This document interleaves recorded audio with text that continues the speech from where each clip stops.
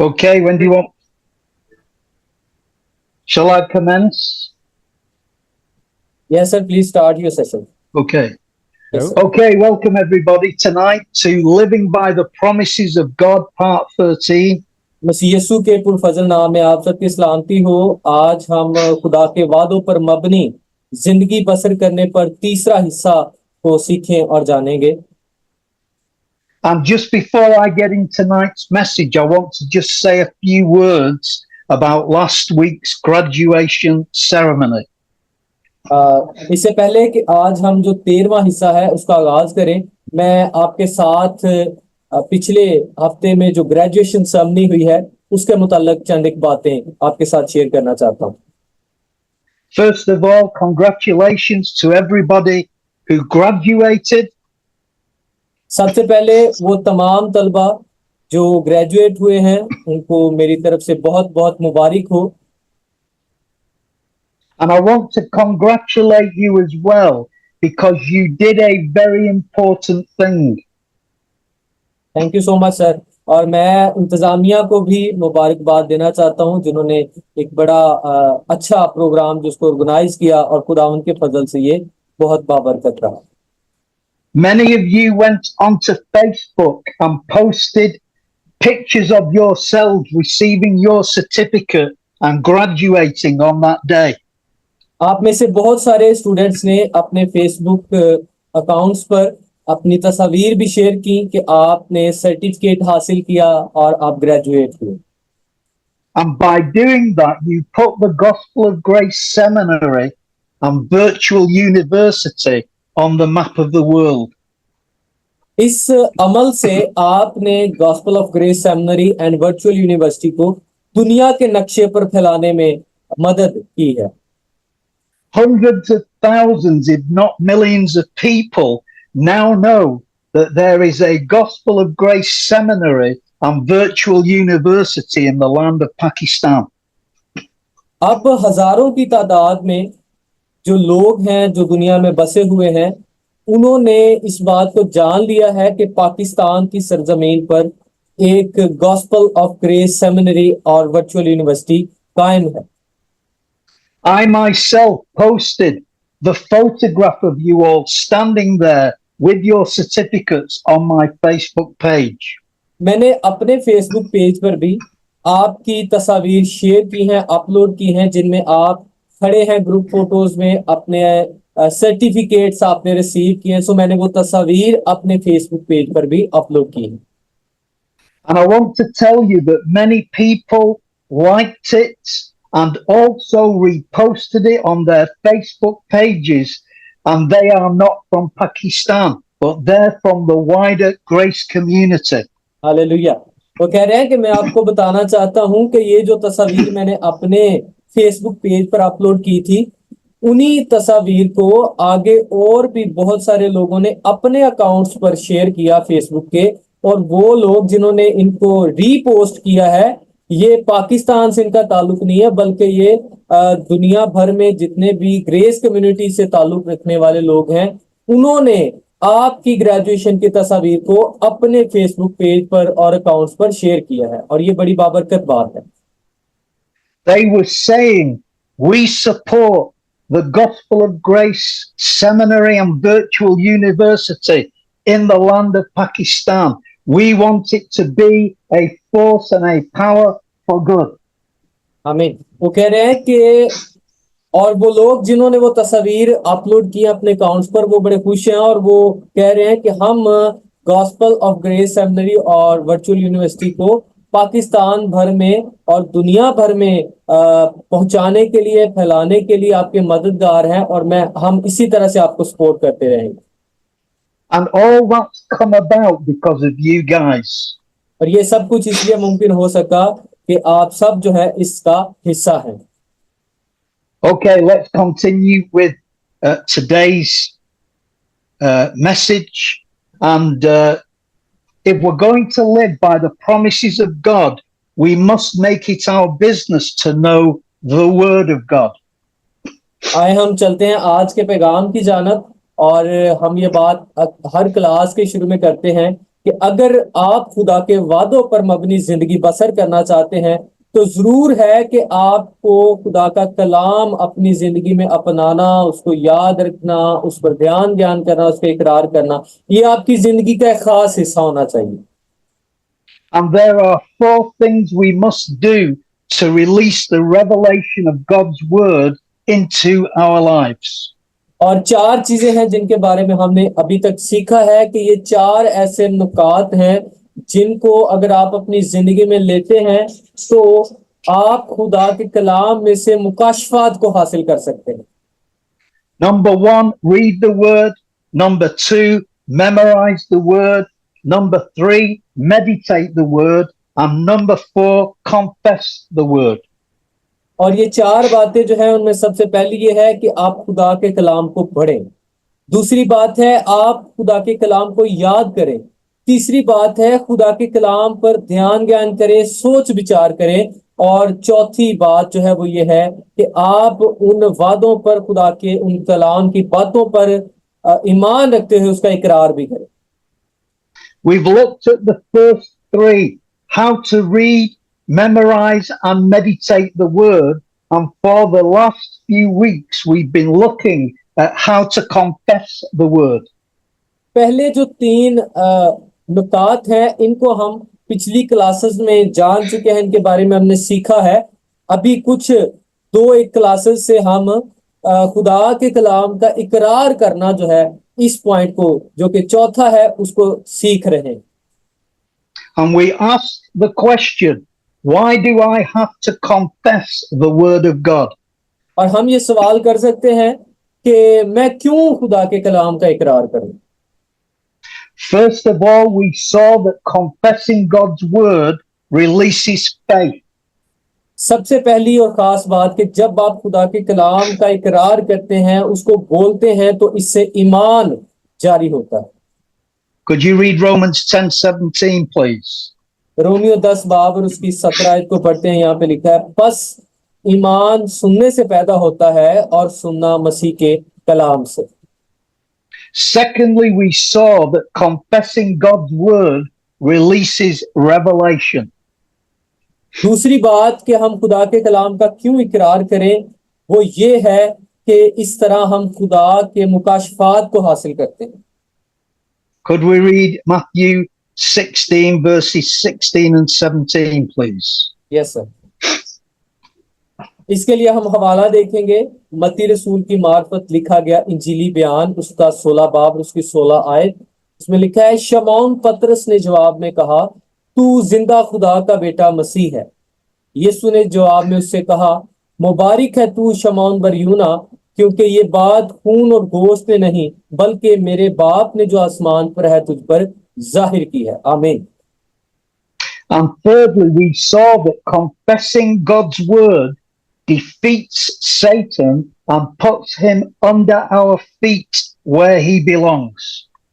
اور تیسری بات جو ہم نے سیکھی تھی وہ یہ تھی کہ جب ہم خدا کے کلام کا اقرار کرتے ہیں، اس کو کنفیس کرتے ہیں، بولتے ہیں، تو اس سے ہم ابلیس پر فتح پاتے ہیں اور اس کو اس مقام پر لے جاتے ہیں جو اس کا حقیقی مقام ہے، اور وہ یہ ہے کہ وہ صلیب پر یسوع کے وسیلہ سے جنگ ہار چکا ہے۔ اب ہم ایمان سے اس جیتی ہوئی جنگ پر جو ہے وہ قابض ہوتے ہیں اور ابلیس کو اپنے پاؤں کے نیچے رکھتے ہیں۔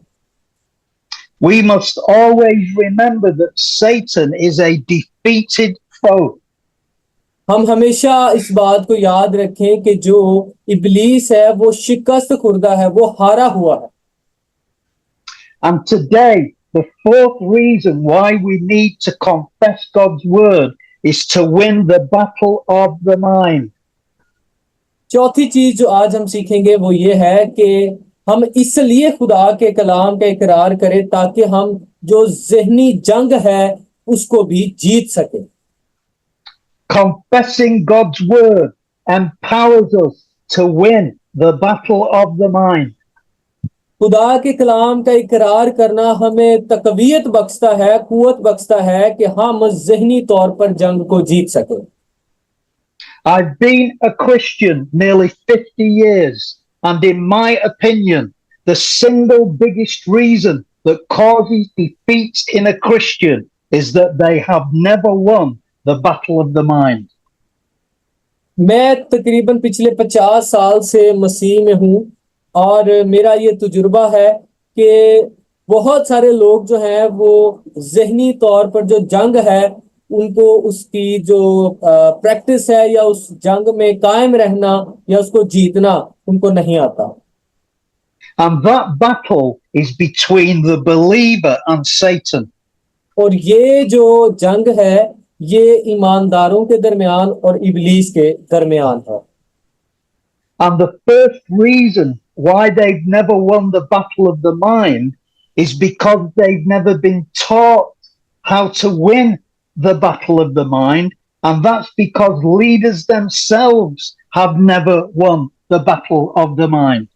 और सबसे पहली चीज ये है कि वो क्यों ज़हनी जंग में जीत नहीं पाते. उसकी पहली वजह ये है क्योंकि उनको बताया ही नहीं गया कि आपने कैसे इस ज़हनी कश्मकश को, इस ज़हनी जंग को जो इब्लीस के साथ है उसको कैसे जीते. उनको बताया ही नहीं गया और इसी वजह से जो लीडरशिप है वो भी ज़हनी तौर पर इस जंग में शिकस्त खुर्दा है. And the second reason believers have never won the battle of the mind is because of selfishness. और दूसरी बड़ी वजह कि ईमानदार क्यों ज़हनी जंग को जीत नहीं पाते वो ये है कि वो खुदगर्ज होते हैं. Let me explain this to you. मुझे बयान करने दें इसको. When Adam sinned against God, his will became bent away from God. That is, instead of having a will to please God, he now only had a will to please himself. इसकी मिसाल आप देख सकते हैं पैदाइश की किताब में. जब आदम ने गुनाह किया तो आदम ने अपने आप को छुपाया और आदम ने खुदा की मर्जी को पूरा करने की बजाय उसने अपनी मर्जी को पूरा किया. सो ये उसका खुदगर्ज होना जो है उसको साबित करता है. Pleasing yourself leads to selfishness. अपने आप को खुशी देना या खुश करना जो है ये आपको खुदगर्जी की तरफ ले जाता है. It's I, and me.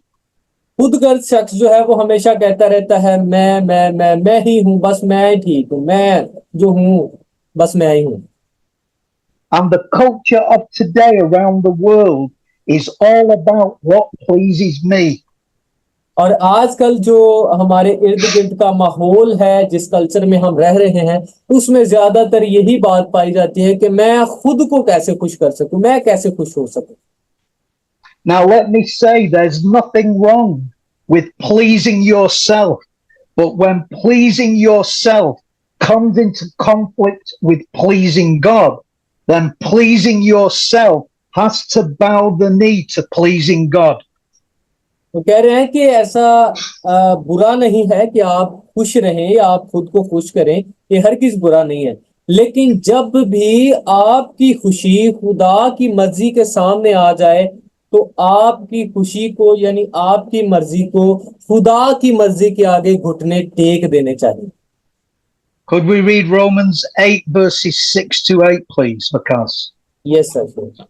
Romeo 6 बाब और 8 बाब और उसकी 6 आयत में लिखा है, और जिस्मानी नियत मौत है मगर रूहानी नियत जिंदगी और इत्मीनान है, इसलिए कि जिस्मानी नियत खुदा की दुश्मनी है, क्योंकि ना तो खुदा की शरीयत के ताबे है ना हो सकती है, और जो जिस्मानी है वो खुदा को खुश नहीं कर सकते.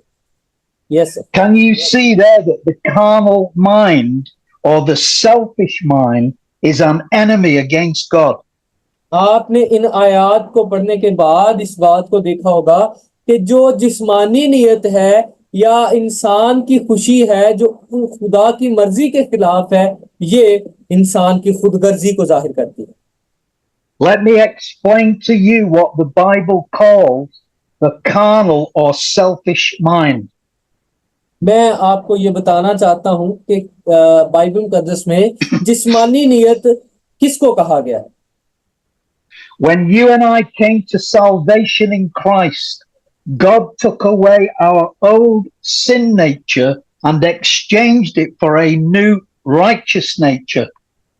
جب میں اور آپ مسیح یسوع کو قبول کرتے ہیں تو ہم نجات پاتے ہیں اور خدا ہماری پرانی گناہ آلودہ فطرت کو تبدیل کر دیتا ہے مسیح کی گناہ سے پاک پاک اور راست بازی کی فطرت کے ساتھ.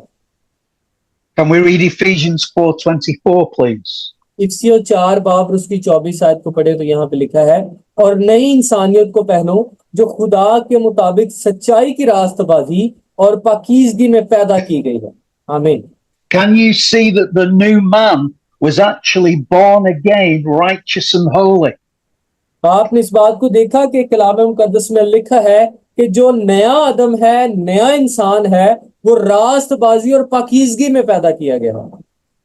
So you became born again righteous and you are no longer a sinner. اور جب آپ مسیح یسوع کو قبول کرتے ہیں تو آپ راست بازی میں پاکیزگی میں نئی فطرت کے ساتھ مسیح میں پیدا ہوتے ہیں اور پھر آپ راست باز ہیں پاک ہیں آپ گناہ گار ہرگز نہیں ہیں. Our life immediately changed at conversion, and a lot of simple stuff we were doing simply dropped away. اور ایک پل میں ہی ہماری زندگی جو ہے وہ بدل جاتی ہے ہماری پہچان جو ہے وہ بدل جاتی ہے ہم آدم سے نکل کر مسیح میں آ جاتے ہیں ہم گناہ سے نکل کر راست بازی میں شمار کیے جاتے ہیں. But we still have left over in our minds some of our old sinful thoughts and sinful habits. تو یہ جو تبدیلی ہے کہ ہم مسیح میں شامل ہوتے ہیں ہم روحانی طور پر روح کے طور پر پیدا ہوتے ہیں لیکن ہماری جو سوچ ہے جو اس بدن کا حصہ ہے ہماری جان ہے جس کو مائنڈ کہا گیا ہے سوچ کہا گیا ہے یہ پھر بھی پرانی رہتی ہے اور اس کو درجہ بدرجہ تبدیل کرنے کی ضرورت ہوتی ہے. You can call these the leftovers of the sinful nature. آپ کہہ سکتے ہیں کہ یہ کچھ باقی بچ گیا ہے پرانی فطرت کا جو آپ کی سوچ ہے آپ کے منفی خیالات ہیں پرانے خیالات. And these thoughts and habits are, the Bible calls the flesh or the carnal mind. اور انہی منفی خیالات کو گناہ کی فطرت کی اس بقایا جات کو جو سوچ ہے جو ذہنیت ہے پرانی انسانیت کی ذہنیت ہے اسی کو خدا کے کلام میں کہا گیا ہے کہ یہ جسمانی نیت ہے.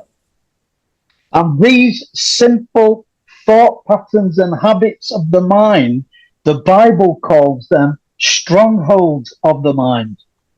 سو بائبل مقدس میں جو پرانی انسانیت کی سوچ ہے اس کو بائبل مقدس میں کہا گیا ہے کہ یہ ابھی تک ہمارے ذہن میں موجود ہے. Can we read 2 Corinthians 10:4 and 5? دوسرا کرنتھیوں 10 باب اس کی 4 آیت میں لکھا ہے اس لیے کہ ہماری لڑائی کے لیے ہتھیار جسمانی نہیں بلکہ خدا کے نزدیک قلعوں کو ڈھا دینے کے قابل ہیں. چنانچہ ہم تصورات اور ہر ایک اونچی چیز کو جو خدا کی پہچان کے برخلاف سر اٹھائے ہوئے ہے ڈھا دیتے ہیں اور ہر ایک خیال کو قید کر کے مسیح کا فرما بردار بنا دیتے ہیں. آمین. For example, if we have fear in our lives, that is a stronghold of fear, and it will rebel against God's word that tells us not to fear. اگر ہمارے ذہن میں منفی خیالات آتے ہیں کہ آپ کو خوف آتا ہے یا خوف کے خیالات آپ کے ذہن میں پیدا ہوتے ہیں تو اس کا مطلب ہے کہ یہ وہ خیالات ہیں جو خدا کے کلام کے مطابق ہماری نئی پہچان کے خلاف ہیں. This is why Paul teaches us to renew our mind to the word of God. یہی وجہ ہے کہ خدا کا بندہ مقدس پولس رسول کلیسیاں کو یہ سکھاتا ہے کہ ہمیں اپنی سوچ کو نیا کرنا ہے. Can we read Romans 12:2, please? Romeo 12 باب اس کی 2 آیت میں لکھا ہے اور اس جہاں کے ہم شکل نہ بنو बल्कि अकल के नए हो जाने से अपनी सूरत बदलते जाओ ताकि खुदा की नेक और पसंदीदा और कामिल मर्जी को तजर्बा से मालूम करते रहो आमीन So we can have strongholds of shame, rejection, fear, and worry. जब हम खुदा के इन वादों को याद करते हैं तो हम मनफी ख्यालात का मुकाबला दलेरी के साथ कर सकते हैं We can have strongholds of insecurity, resentment, bitterness, and anger, to name just a few. हमारी जिंदगी में हमारी जो सोच है हमारी जहनीत है इसमें बहुत सारी मनफी बातें जो है वो रोज बरोज आती रहती हैं और उनमें शिकस्त खुर्दा होना उनमें मुश्किलात में जो है हालात का सामना ना कर पाना या बहुत सारी इस तरह से दूसरी मनफी ख्यालात जो आपके जहन में पैदा होते रहते हैं All of these negative strongholds are in rebellion against God and His Word. ये तमाम मनफी ख्यालात जो हमारे जहन की पैदावार हैं ये खुदा के कलाम और उसकी मर्जी के मुखालिफ हैं And we ask the question, why are they in rebellion against God? आप ये सवाल कर सकते हैं कि मेरे ये मनफी ख्यालात जो जहन में पैदा होते हैं ये खुदा के खिलाफ कैसे हैं And the answer is that our self has chosen to develop those things in our life rather than the Word of God, and we don't want to give them up. उसकी वजह ये है कि ये मनफी ख्यालात इस वजह से खुदा के मुखालिफ हैं क्योंकि आप इन मनफी ख्यालात को अपने जहन में पैदा होने देते हैं और आप इनको रोकना भी नहीं चाहते आप इन पर गालिब आना भी नहीं चाहते इस वजह से ये खुदा के खिलाफ है The self wants to hug those things to itself and hold on to them tightly.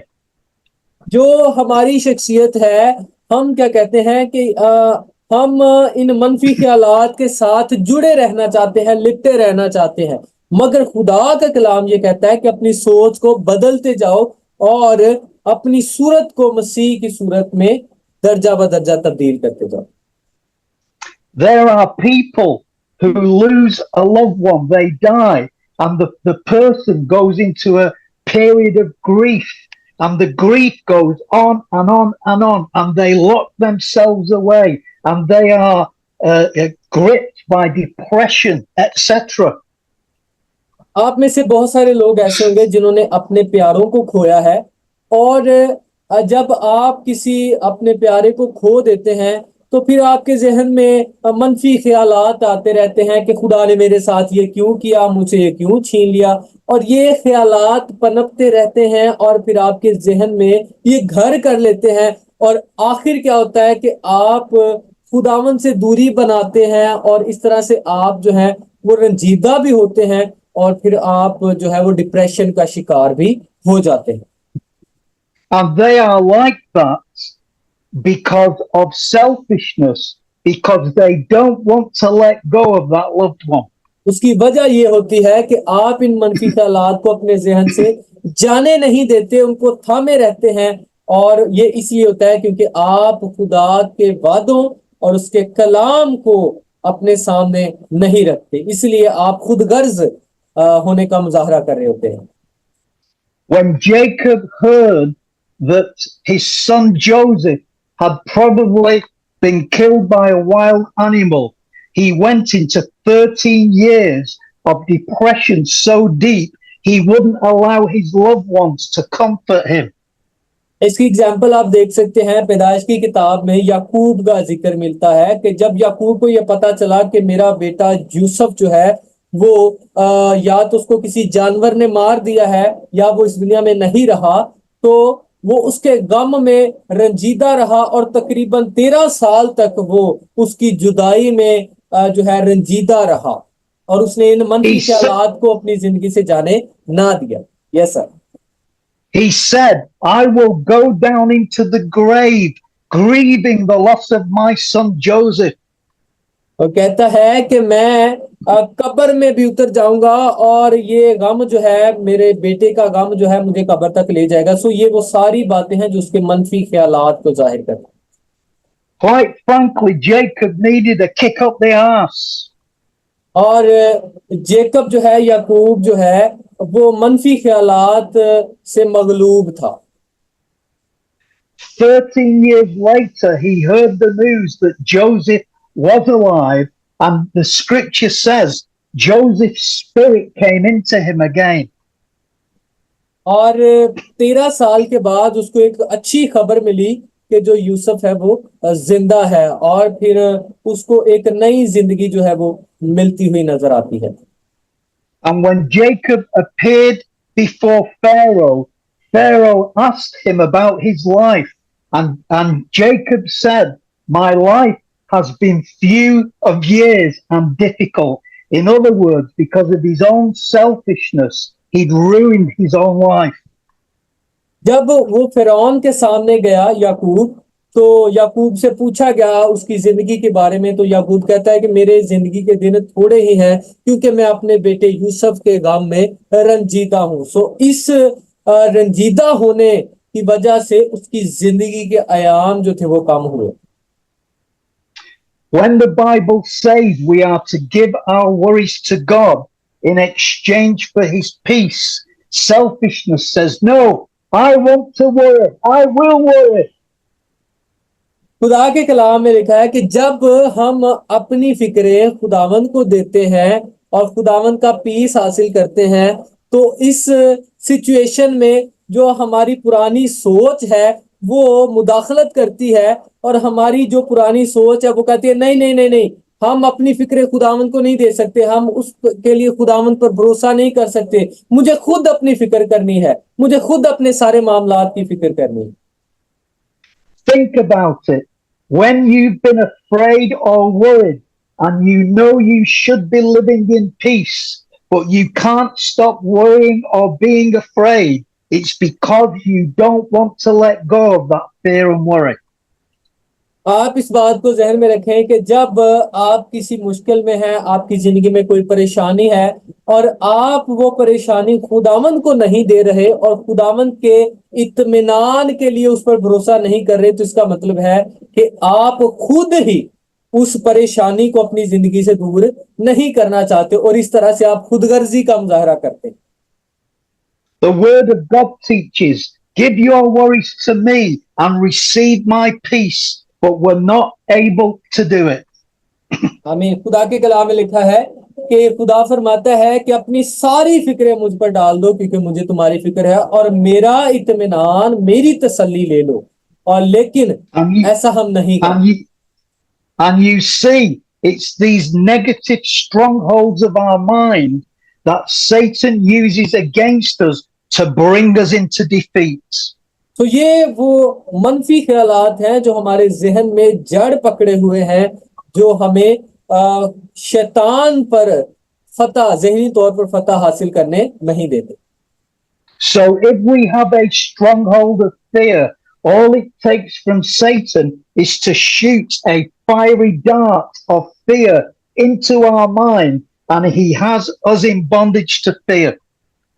और जब हम इन मनफी ख्यालात का मुकाबला नहीं करते, इनको खुदा के कलाम के मुताबिक इनका सामना नहीं करते, तो ये हमारे जहन में, हमारी जिंदगी में इस तरह से जड़ पकड़ लेता है कि हमारी जिंदगी को घेर लेता है, हम अंधेरे में चले जाते हैं।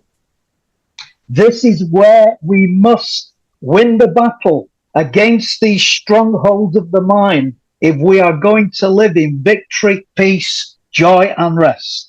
अगर हम अपनी जिंदगी में खुदा की इत्मीनान, तसल्ली और शादमानी और फतह को तजुर्बा करना चाहते हैं ज़हनी तौर पर भी, तो हमें खुदा के वादों का दुरुस्त इस्तेमाल करना आना चाहिए।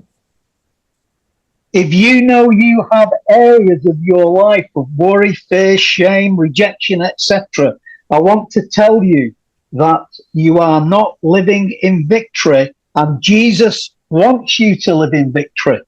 मैं आपको बताना चाहता हूं, अगर आप आज भी मसीह को कबूल करने के बाद भी जहनी तौर पर मनफी ख्यालात का शिकार हैं कि आप रद्द किए गए हैं, आप उस तरह से सरफराज नहीं हो रहे या आप परेशानी की हालत में हैं, तो मैं आपको बताना चाहता हूं कि आप एक फतह याब जिंदगी बसर नहीं कर रहे। लेकिन यीशु And चाहता next है week, कि आप फतह याब जिंदगी बसर करें। Yes sir. and next week, I will show you how to live in victory.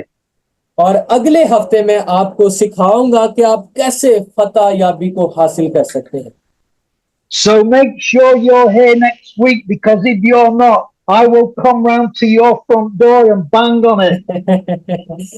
वो कह रहे हैं कि आप लाजमी अगली क्लास को ज्वाइन कीजिएगा और खुदा के कलाम को सुनिएगा। अगर आप ऐसा नहीं करेंगे तो मैं आपके दरवाजे पर आकर जोर जोर से खटखटाऊंगा और कहूंगा कि आए और खुदा के कलाम को सीखें। And I will drag you to your computer to listen to me.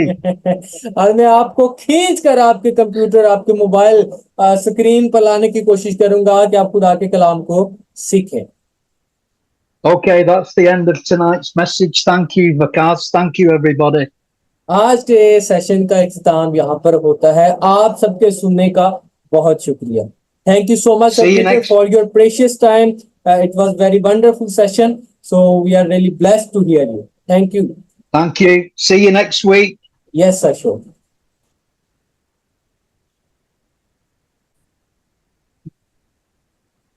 अच्छा, आवाज आ रही है आप? जी जी, आवाज आ रही है। Hallelujah, hallelujah. स्वयं खुदा की सताइश करेंगे, वो जो जिंदा खुदा। लिखा है जब वो हमारे साथ है तो कौन हमारा मुखालिफ हो सकता है। Hallelujah, hallelujah. यहाँ पे लिखा है उसने हमें फतह से बढ़ के गलबा दी। स्वयं खुदा की सताइश करेंगे। मुसीबत के दिन यहोवा मेरी दुआओं को सुन लेगा। मुसीबत के दिन यहोवा मेरी दुआओं को सुन लेगा। चारों तरफ से घेर के मुझको अपनी बना देगा। वो चाहे सामने मेरे कोई सूरमा हो, चाहे जितना भी हो जोरावर हो, मेरे साथ मेरा खुदाबंद जो जग में जोरावर है। हालेलुया, आए खुदा की सताइश करें।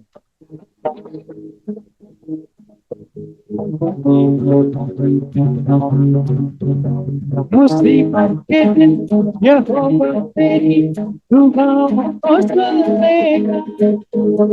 मुसीबत के दिन यहोवा मेरी दुआओं को सुन लेगा। चारों तरफ से घेर के मुझको अपनी बना देगा।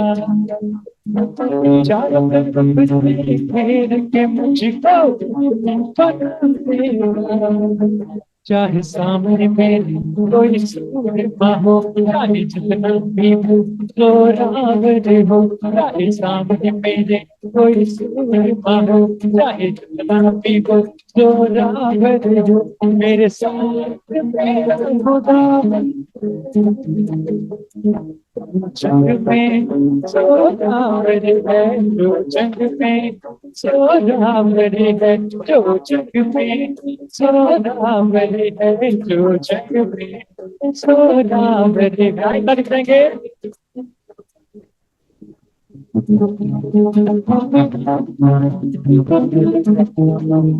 अपनी जगह पे कायम रहे, कभी अब हम ना डरेंगे। अपनी जगह पे कायम रहे, कभी अब हम ना डरेंगे। के पानी यीशु के हाथों को थामे रहेंगे। अपनी माँ के पानी यीशु के हाथों को थामे रहेंगे। चाहे सामने मेरे समंदर हो, चाहे पीछे मेरे मेरा दुश्मन हो, चाहे सामने मेरे समंदर हो, चाहे पीछे मेरे मेरा दुश्मन हो, मेरे सामने मेरा खुदा जो जंग में सो रहा है, जो जंग में सो रहा है, चाहे सामने मेरे कोई सुना हो, चाहे जितना भी हो सो रहा है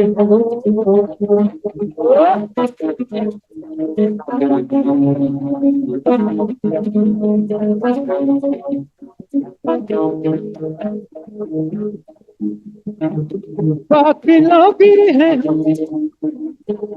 खास लोग भी हैं, बाकी लोग भी हैं, हाँ बाकी लोग भी हैं,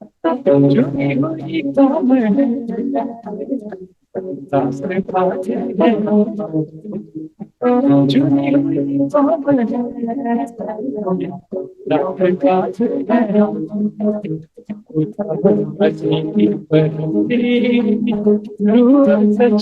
हुई कौम है, दास बातें हैं, झुकी हुई कौम है, दास बातें हैं, सच्चाई से हो सच्चाई से हो यीशु के दोस्त है दुनिया का है, यीशु के दोस्त है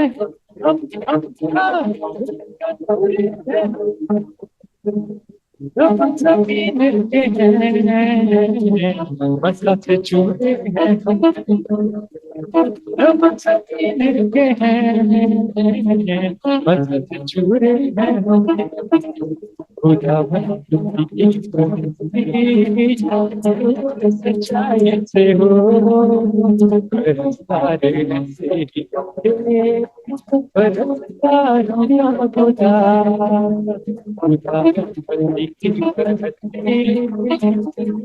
सच्चाई से हो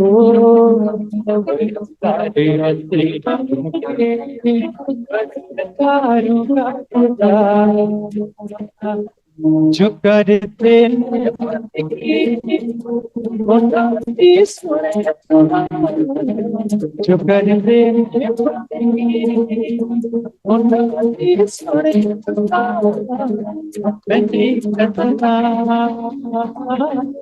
मेरे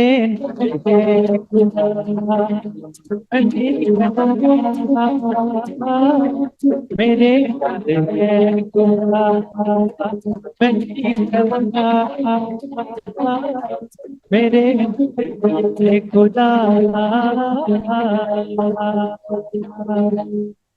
हालेलुया जो कल ने बंदगी होना दी सुने दुआ मने कल्ला मेरे नाल है खुदा hallelujah thank you so much Mansoor भाई, बहुत शुक्रिया आपके सेशन के लिए। स्टूडेंट्स, हम दुआ करेंगे और इसके साथ ही अपने अगले सेशन के लिए खुदा के खादम डॉक्टर तारिक रजा साहब को मैं दावत दूंगा कि वो अगले सेशन में आकर अपने कोर्स को कंटिन्यू करें। इससे पहले हम दुआ करते हैं। आए सब अपनी आंखों को बंद करें, खुदा की झुकें और दुआ करें। खुदावंद आसमानी बाप, हम यीशु मसीह के नाम में नहायत शुक्रगुजारी करते हैं आपके बड़े फजल, शफकत, मोहब्बत और प्यार के लिए, इस शाम के लिए जो आपने हमारी जिंदगी में बख्शी। ऐ बाप, हम यीशु मसीह के नाम से, रूहुल कुद्स की कुदरत से तुझे मुबारक कहते हैं। और खुदावंद, सारे वक्त के लिए रूहुल कुद्स पाक खुदा आपकी बड़ी रहनुमाई को चाहते हैं। पहले सेशन में खुदावंद जिस तरह आपने रहनुमाई की, मदद और सहायता की, अपने कलाम को अपने लोगों की तरबियत और नसीहत के लिए जारी किया, हम शुक्रगुजारी करते हैं। सर पीटर के लिए भी, उनके लिए तंदुरुस्ती चाहते हैं खुदावंद, और वो इसी तरह से गॉस्पेल ऑफ ग्रेस को खुदावंद तेरे लोगों की तरबियत और नसीहत के लिए सर्व करते रहें।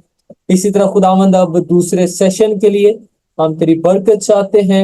खुदावंद तेरे रूहुल कुद्स की बड़ी कुदरत और रहनुमाई को चाहते हैं खुदावंद आपके बंदा के लिए कि खुदावंद तो अपने बंदा को अपने कलाम और अपने मुकाशफात के वसीला से अपने लोगों की तरबियत और नसीहत के लिए कसरत से इस्तेमाल करना जितना वक्त हम गुजारें खुदावंद रूहुल कुद्स की हदायत में और रहनुमाई में गुजारें और जितना वक्त खुदावंद तेरे कलाम को सुने और सीखें खुदा पाक रू तो हम सबकी मदद करना रहनुमाई करना कि ये कलाम जो तेरे बंदा के मुंह से हम तक पहुंचे वो खुदावंद एक घनावर दरख्त की मानद बने और हमारे जिंदगियों में कायम रहे इबलीस उसे चुराने ना पाए और खुदावंद हम बथेरों के लिए खुदावंद बरकत और निजात का वसीला ठहर सके खुदावंद तो अपने फजल से हम सबों को संभाले रखना तमाम खुदावंद खुदा नेटवर्क के इश्यूज के लिए खुदावंद तेरी रहनुमाई को चाहते हैं ताकि खुदावंद सब चीजें तेरे कंट्रोल में रहें और तेरे लोग तेरे कलाम को तेरी आवाज को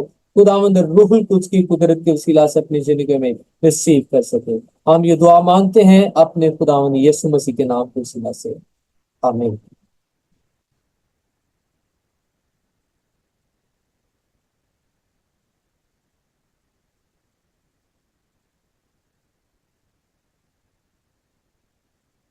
तो स्टूडेंट्स हम अभी नेक्स्ट सेशन की तरफ बढ़ेंगे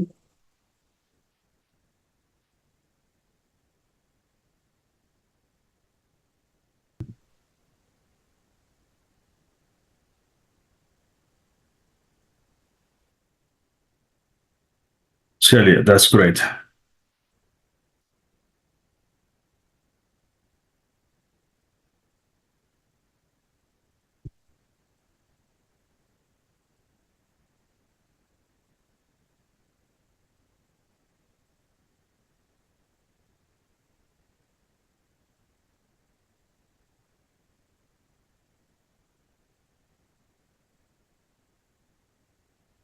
आप में से कोई पिछले वीक को रिकैप कर सकता है?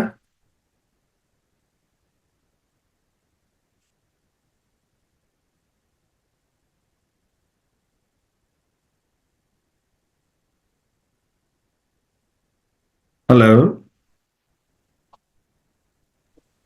सर जी, रोल स्टूडेंट्स के माइक्स जो है वो म्यूट हैं तो आप अच्छा। किसी को भी अगर नाम लेंगे या उसकी आईडी बताएंगे तो मैं उसको अनम्यूट कर दूंगा चलिए, हमारी बहन रोल नंबर 756 से उन्होंने हाथ जो है वो खड़ा किया है जी कि वो करना चाहती हैं। आप जरा इसको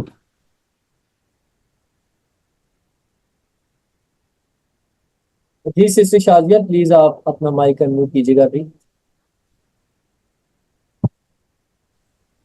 हेलो जी सर, लास्ट मंथ जो क्लास हमने सीखी थी उसमें बादशाह ने नबूकदनजर बादशाह ने जो ख्वाब देखा था उस ख्वाब की दानियल ने ख्वाब भी बताया था और उसकी तफसीर भी बताई थी और उसको हमने बड़ी डिटेल के साथ सीखा था। उसमें हमने जो है सोने को, चांदी को, तांबे को और लोहे को और मिट्टी और लोहे को सीखा था और पत्थर को हमने सीखा था कि खुदावंद यीशु मसीह वो पत्थर है और इन सब की डेट्स के साथ हमने सीखा था और आपने ये सिखाया था कि कितने कितने टाइम पीरियड तक जो है वो नबूकदनजर बादशाह ने कितने साल हुकूमत की और मादी और फारसियों ने कितने साल हुकूमत की, इसके बाद जो है यूनान ने कितने साल हुकूमत की और उसके बाद जो है जो एंड का जो सीन है वो आपने सिखाया था और आपने होमवर्क दिया था कि हमें चैप्टर 7 पढ़ना है और 8 पढ़ना है और अगर हो सके तो चैप्टर 9 की भी हमें रीडिंग करनी है। जी, thank you very much, God bless you. आपने सबकी नुमाइंदगी की, खुदा उनका शुक्र करते हैं आपके लिए और सारे बहन भाइयों के लिए जिन्होंने ज्वाइन किया है। स्क्रीन पर एक आप इमेज देख पा रहे हैं?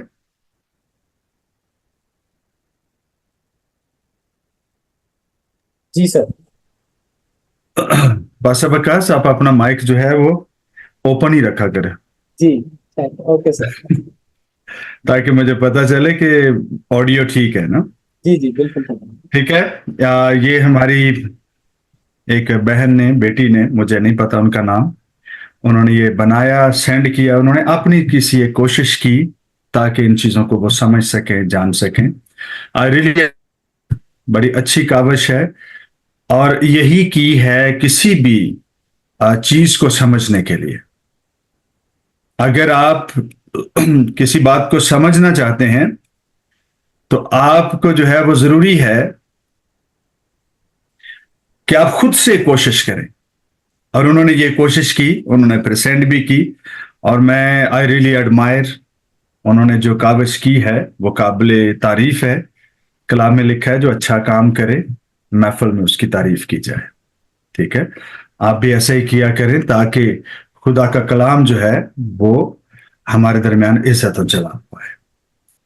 Thank you very much. और इसी तरह से जैसे जैसे आप जो है वो इन चीजों को आगे सीखते जाएंगे, आपको अंदाजा होगा कि इमेजेस जो है वो किस तरह से हमें सिखाने का सबब बनती है। चलिए बढ़ते हैं अपने लेसन की तरफ। सर मैं आपको बताना चाहता हूँ कि ये सिस्टर शाजिया ही थी जिन्होंने ये पिक्चर जो है वो बनाई थी। ये जिन्होंने अभी हाँ जी, रिकैप भी किया है। जी जी बिल्कुल। थैंक यू वेरी मच बहन, आपको खुदा बरकत दे और आपने एक बड़ी अच्छी कोशिश की है। और आइए आज का जो सबक है वो हमारा दानियल नबी के सहीफे उसके 7वें बाब से है।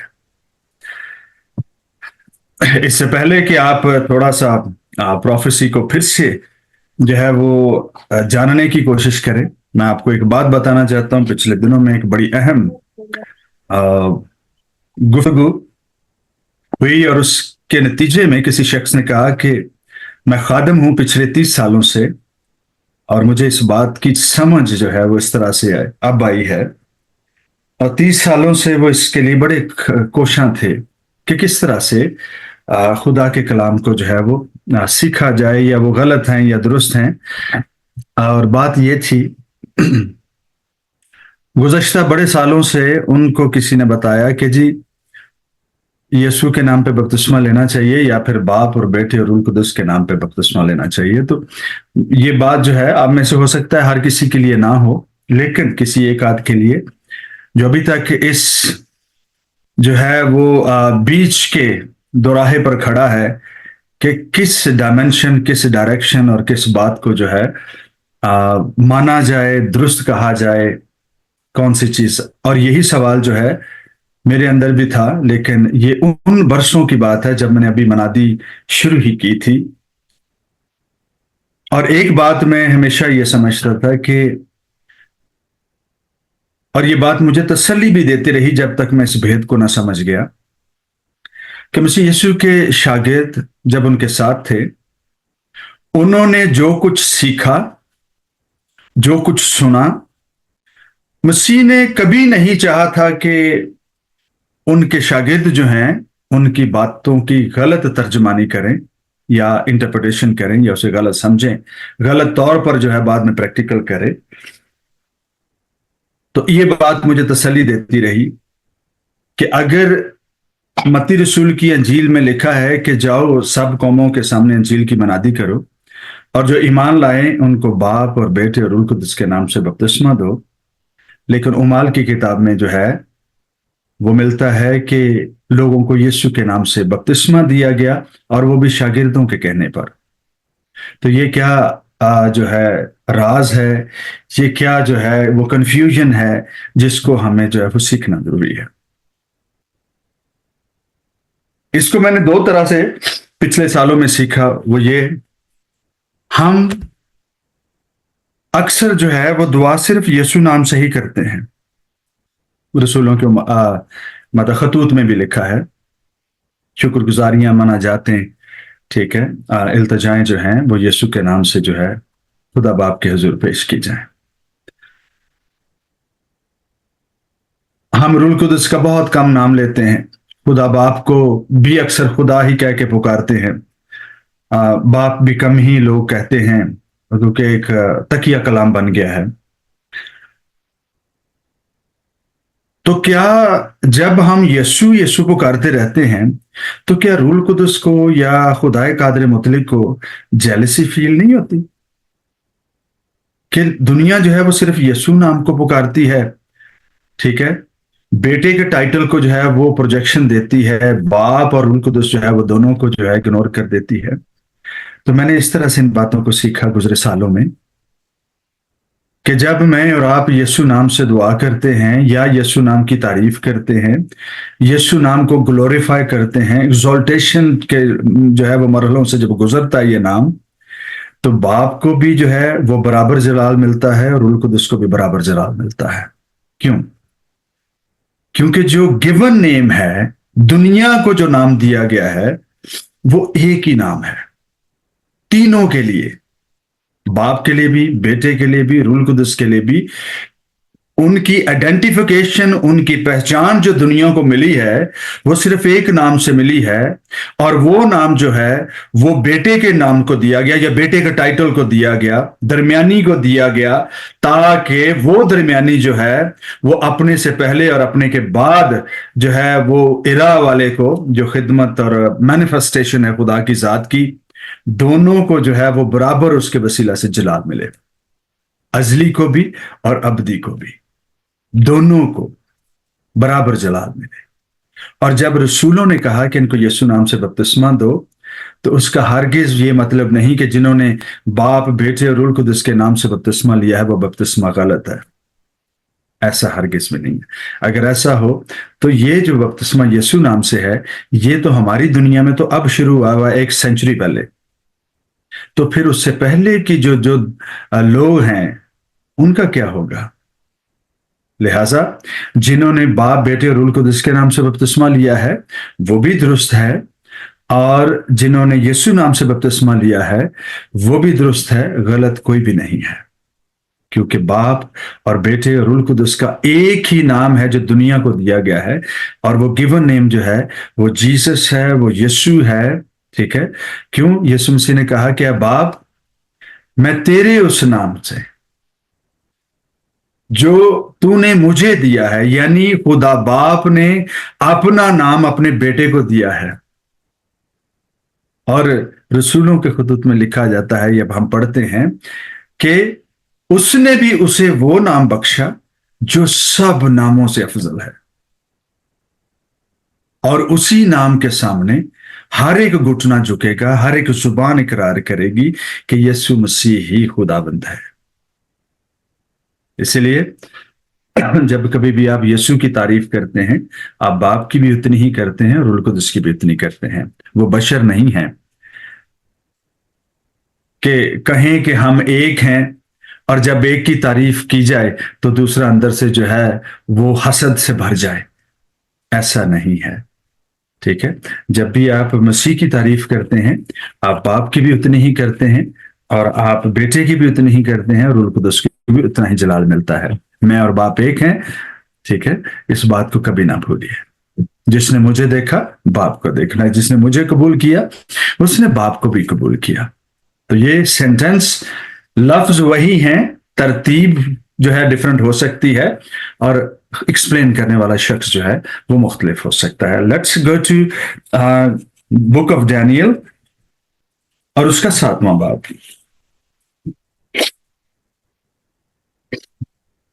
माफ कीजिएगा, आज जरा तबीयत ज्यादा ठीक नहीं है, आपको ये बर्दाश्त करना पड़ेगा।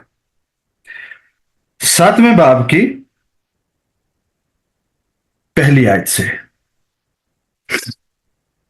7वें बाब की पहली आयत।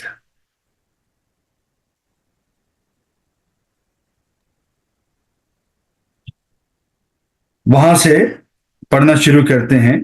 कोई आप में से बड़े ठहराव के साथ जो है इसको पढ़े। 9वीं आयत तक, पहली आयत से लेकर 9वीं आयत तक। पास्टर वकास, आप प्लीज इसे हमारे लिए पढ़ दीजिए जी सर। ताकि हम इसे जो है वो सीख सकें। जी सर, जरूर। जी। दानियल 7 बाब और उसकी पहली आयत।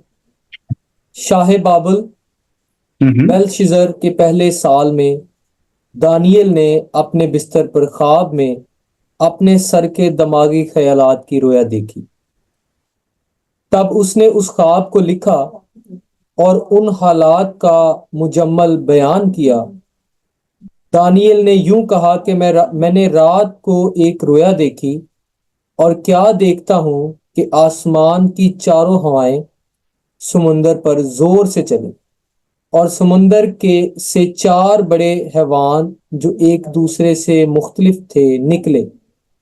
पहला शेर बब्बर की मानिंद था और उकाब के से बाजू रखता था, और मैं देखता रहा जब तक उसके पर उखाड़े गए और वो जमीन से उठाया गया और आदमी की तरह पांव पर खड़ा किया गया और इंसान का दिल उसे दिया गया।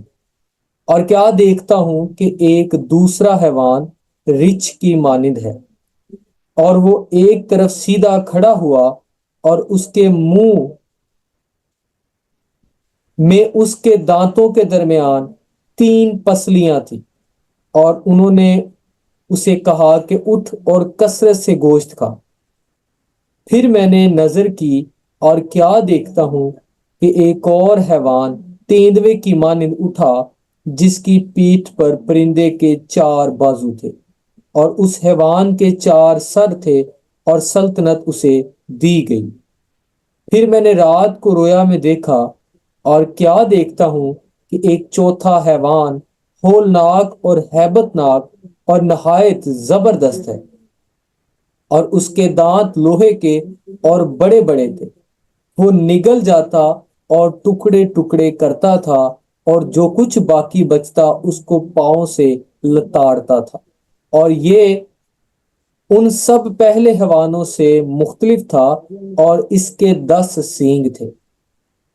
मैंने उन सींगों पर गौर से नजर की और क्या देखता हूं कि उनके दरमियान से एक और छोटा सा सींग निकला, जिसके आगे पहलू में से 3 सींग जड़ से उखाड़े गए थे।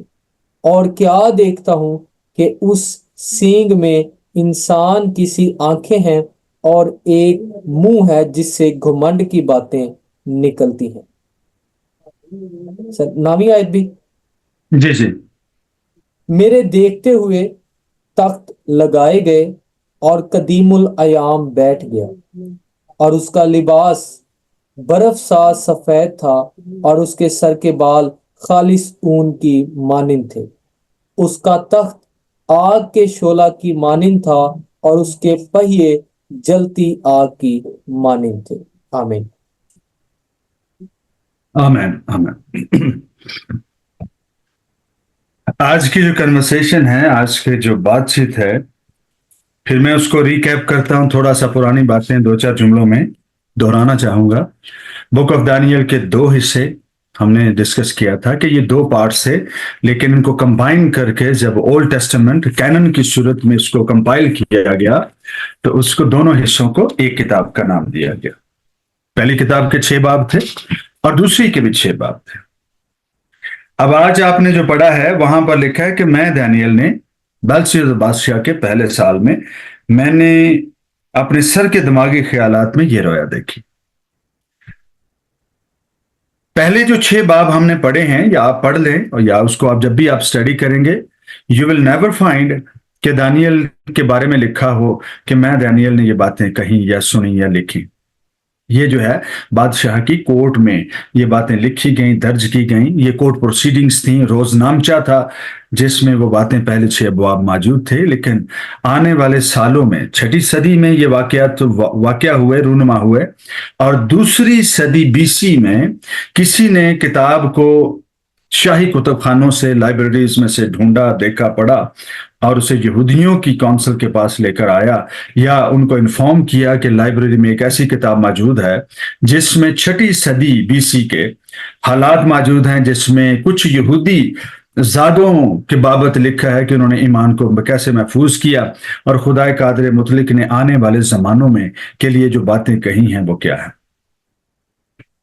शायद वो लोग मसीहा के आने की बाबत जान ही ना पाते, लेकिन बुक ऑफ डैनियल ने मुमकिन बना दिया। जिस रोज हेरोदिस ने बादशाह की खबर सुनी कि वो पैदा हुआ है, तो पहली किसी किताब में ऐसे कैलकुलेशंस नहीं मिलती।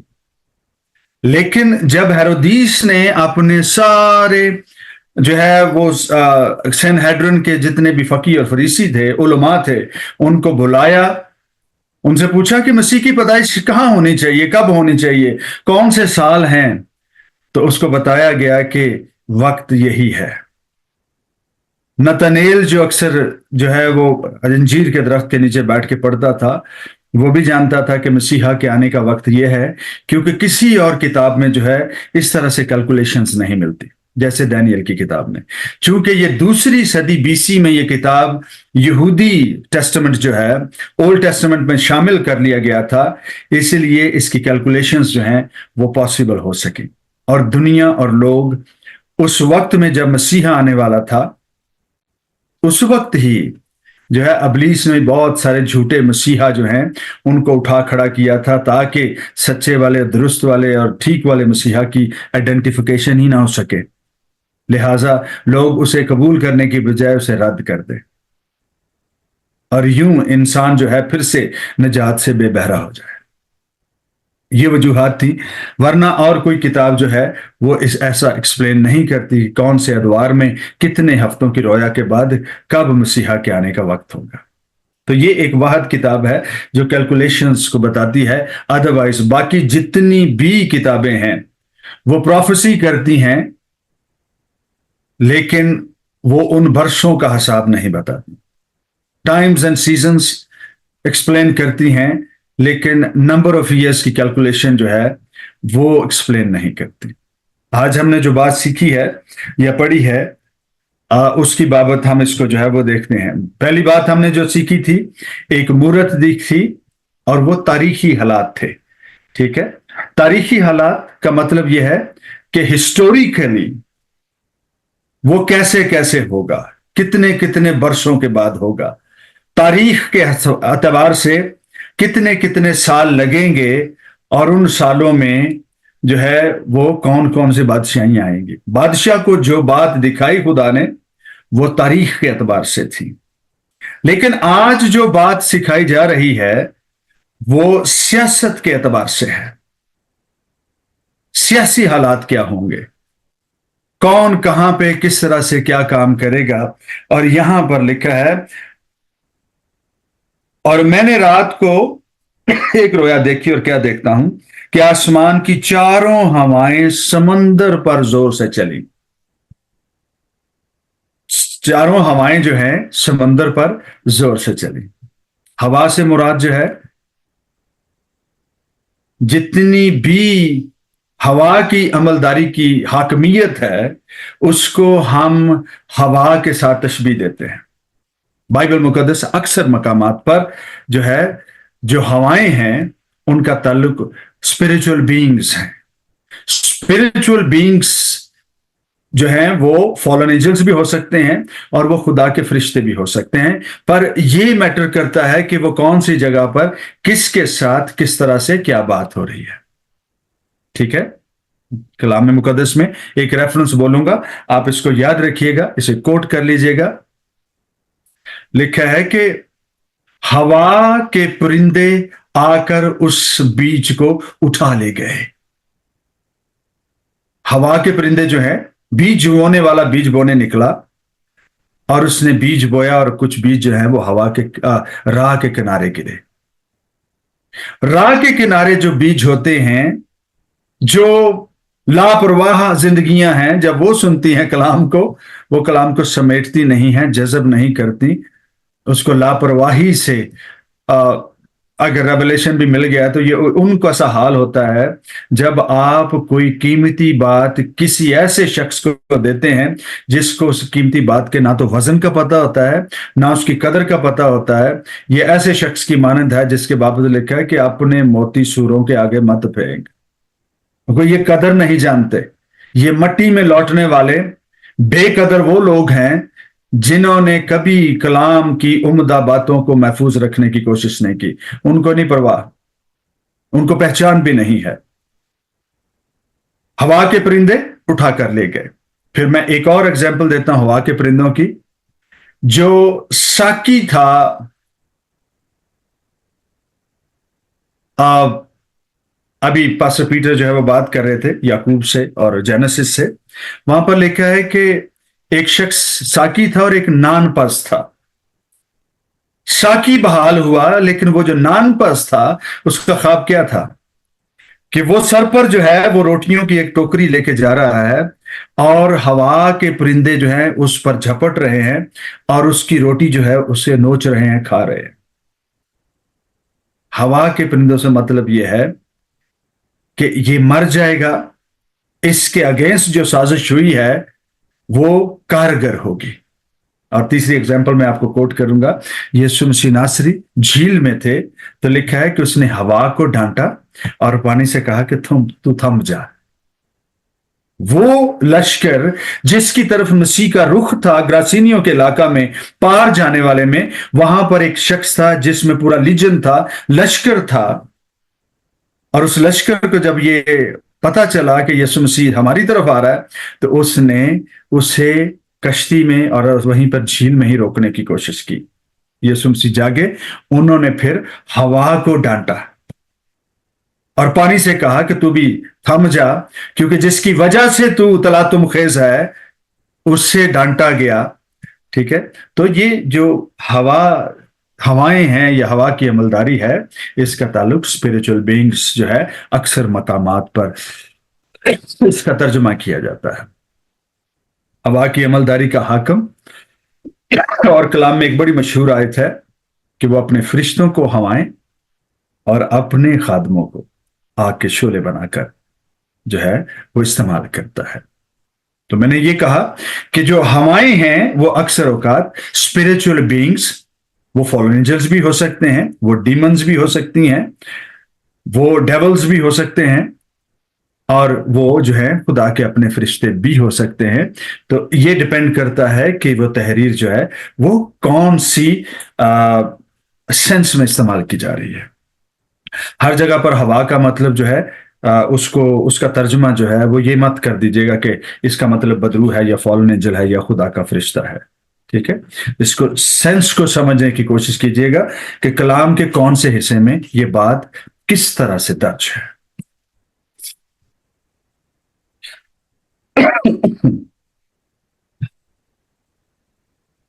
दानियल को जो बात आज दिखाई जा रही है वो सियासी हालात हैं। सियासी हालात का मतलब यह है कि जंगें कैसे हुई, उसमें कत्ल कितने लोग हुए, कौन कौन से इलाकों पर कब्जा किया गया, ये इस किस्म की डिटेल्स जो हैं वो मिलती हैं।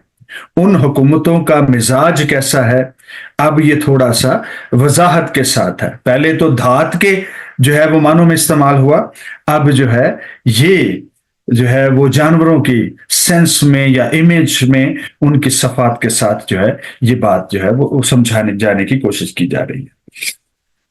और समंदर से 4 बड़े हैवान जो एक दूसरे से मुख्तलिफ थे निकले। पहले भी हम जिक्र कर चुके हैं, जहां जहां स्पिरिचुअल मीनिंग्स में पानियों का जिक्र आएगा उसका मतलब जो है वो नस्ल आदम है।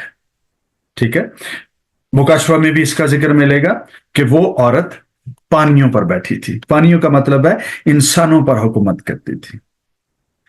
इस किस्म की जो चीजें हैं इनको जो है वो बाइबल मुकद्दस के पुराने और नए अहदनामे दोनों में, प्रोफेसीज में या फिर प्रोफेटिक जो वर्ड है रेवलेशन की सूरत में, उसमें जब आप देखें, इसीलिए मुकाशवा की किताब क्यों जो है वो दानियल की किताब से और बाकी जो है वो नबूवत की किताबों से ज्यादा मिलती है, क्योंकि इनकी स्पिरिट एक है, प्रोफेटिक स्पिरिट है।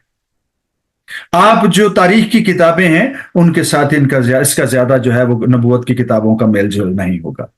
तो मुकाशवा जो है उसका ताल्लुक दानियल से क्यों ज्यादा है, क्योंकि ये दोनों जो है प्रोफेसी की किताबें हैं। इनमें हवाओं का जिक्र है, इसमें पानियों का जिक्र है, इसमें हैवानों का जिक्र है, फिर उन हैवानों के सींगों का जिक्र है। तो ये सारी की सारी दोनों किताबों में जब आप सींगों का जिक्र पढ़ते हैं उससे बादशाह भी है, इख्तियारात भी है। हेड्स जो हैं उसका मतलब उनके तख्त हैं, और फिर तख्त पर बैठने वाले जो हैं उनके बादशाह हैं जो सींग हैं। तो इस तरह से इनको जो है आप इंटरप्रेट कर सकते हैं ताकि प्रोफेसी की किताब जो है उसको हम समझने में कोताही ना करें। वहां पर लिखा है कि पहला शेर बब्बर की मानंद था और उकाब के से बाजू रखता था। हेड ऑफ गोल्ड और शेर बब्बर दोनों जो हैं किंगडम को या बादशाह को जाहिर करते हैं। बादशाही को भी जाहिर करते हैं, उसके इख्तियार को भी जाहिर करते हैं, उसके मिजाज को भी जो है वो जाहिर करते हैं। अब जितने भी आप इमेज में जितने भी जानवरों को आप देख रहे हैं, सब के सब प्रेडिटर्स हैं, शिकारी हैं, बीस्ट हैं, हैवान हैं, हलाक करने वाले हैं, लेकिन इनकी अपनी अपनी सफात भी हैं। पहला शेर बबर की मानद है और उकाब के से बाजू रखता, और मैं देखता रहा जब तक उसके पर उखाड़े गए और वो जमीन से उठाया गया और आदमी की तरह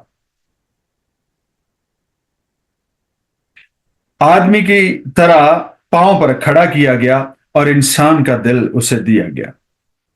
अब इतनी सी बात जो है वो नबूकदनजर की बादशाही में होने वाली उसके अपने हालात को भी जाहिर करते हैं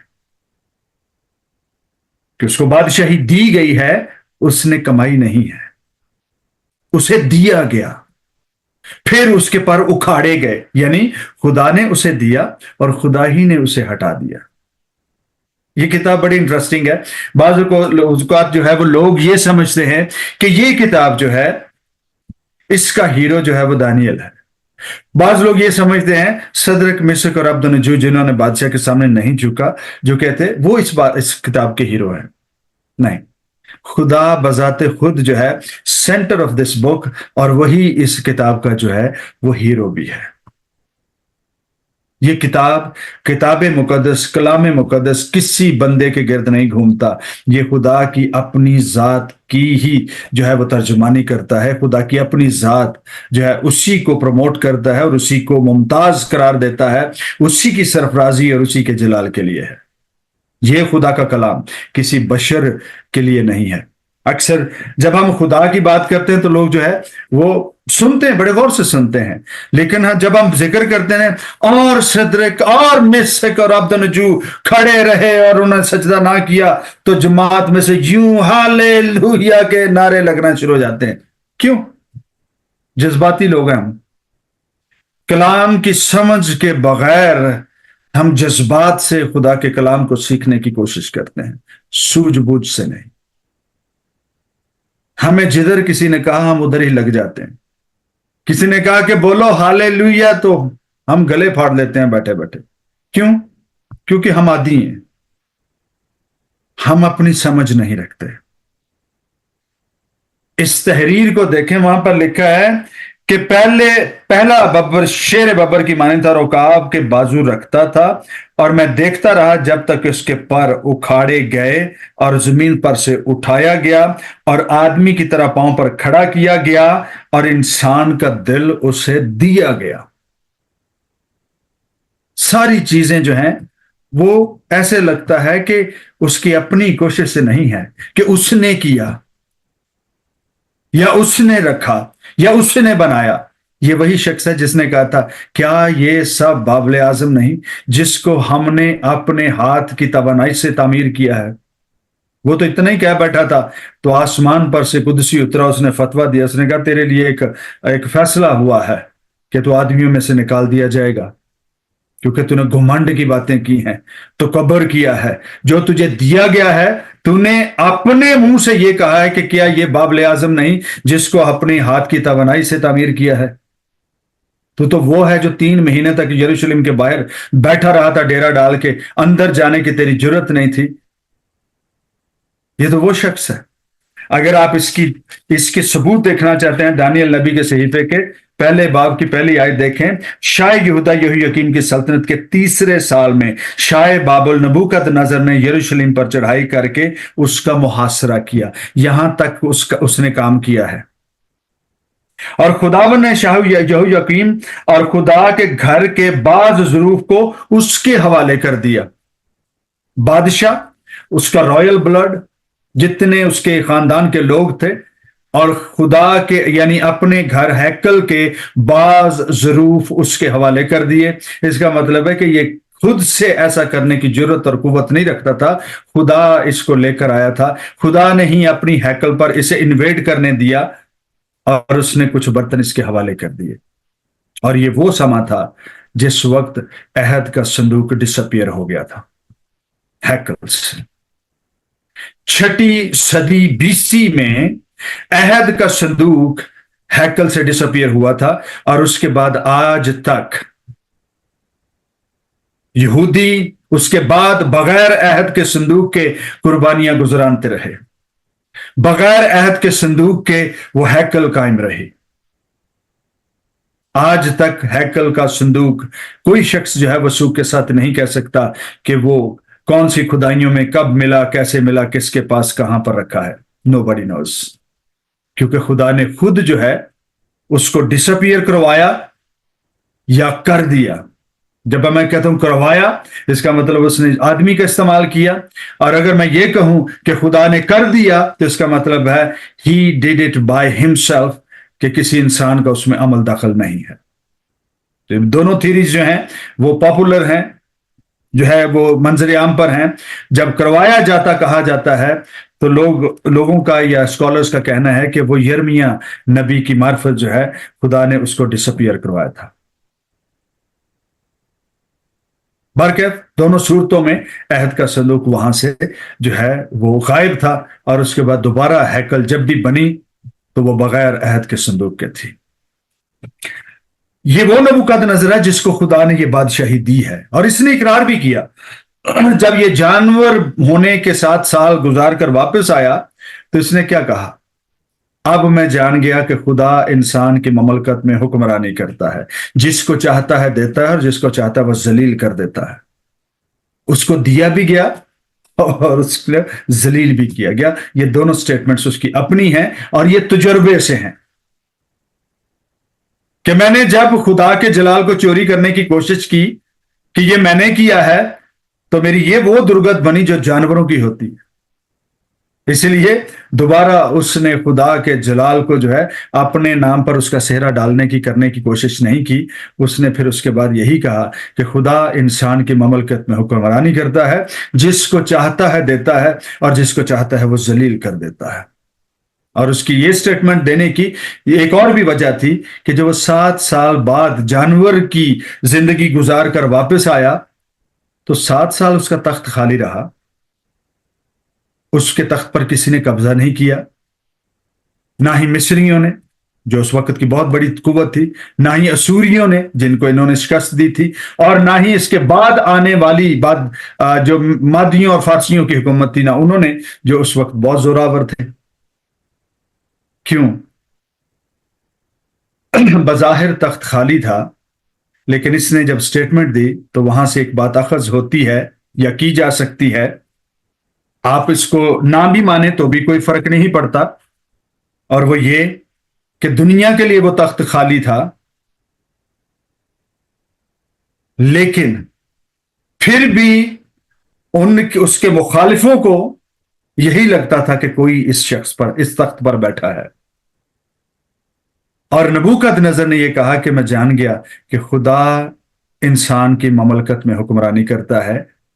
यानी जब किसी इंसान का तख्त खाली भी हो बादशाह का, और उस पर कोई हमलावर करके, ना तो महल में से और ना कोई महल से बाहर, इसका मतलब है कि खुदा खुद उस तख्त पर जो है वो बुरा जुमान है, बैठा है ताकि हुकूमत करे। और ये बहुत बड़ी स्टेटमेंट है। इसको जब अपने तौर पर आप कभी स्टडी करते हैं, डिस्कशन में लाते हैं, इससे और बहुत ज्यादा बरकत की बातें निकलेंगी। और ये वो शख्स कह रहा है जो खुदा की परस्तिश नहीं करता, बुत परस्त है। ये जो शेर की इमेज है, ये भी बाबल की बादशाही के बारे में है। उसके 2 पर हैं और जोरावर है, लेकिन वो खत्म किया गया या वो हटा दिया गया, और इंसान का दिल उसे दिया गया। ये उस वक्त की बात है जब वो 7 साल जानवरों की जिंदगी गुजार कर वापस आया, तो लिखा है कि इंसान का दिल उसे दिया गया। फिर जब ये रिस्टोर हुई है बादशाह रिस्टोर हुआ है, उसके बाद एक अरसा गुजरा है, तकरीबन 30-40 साल का अरसा गुजरने के बाद लिखा है, और क्या देखता हूं कि एक दूसरा हैवान रीछ की मानिंद है, वो एक तरफ सीधा खड़ा हुआ और उसके मुंह में उसके दांतों के दरमियान 3 पसलियां थी, और उन्होंने उसे कहा कि उठ और कसरत से गोश्त खा। अब ये जो जिसको हम रीछ कहते हैं, इसके मुंह में 3 पसलियां भी हैं, और ये 3 पसलियां जो हैं, पहली बात तो ये रीछ जो है ये मादी और फारसियों की हुकूमत है, जिसको हम चांदी के इमेज में या इमेज के चांदी वाले हिस्से में हमने डिस्कस किया था।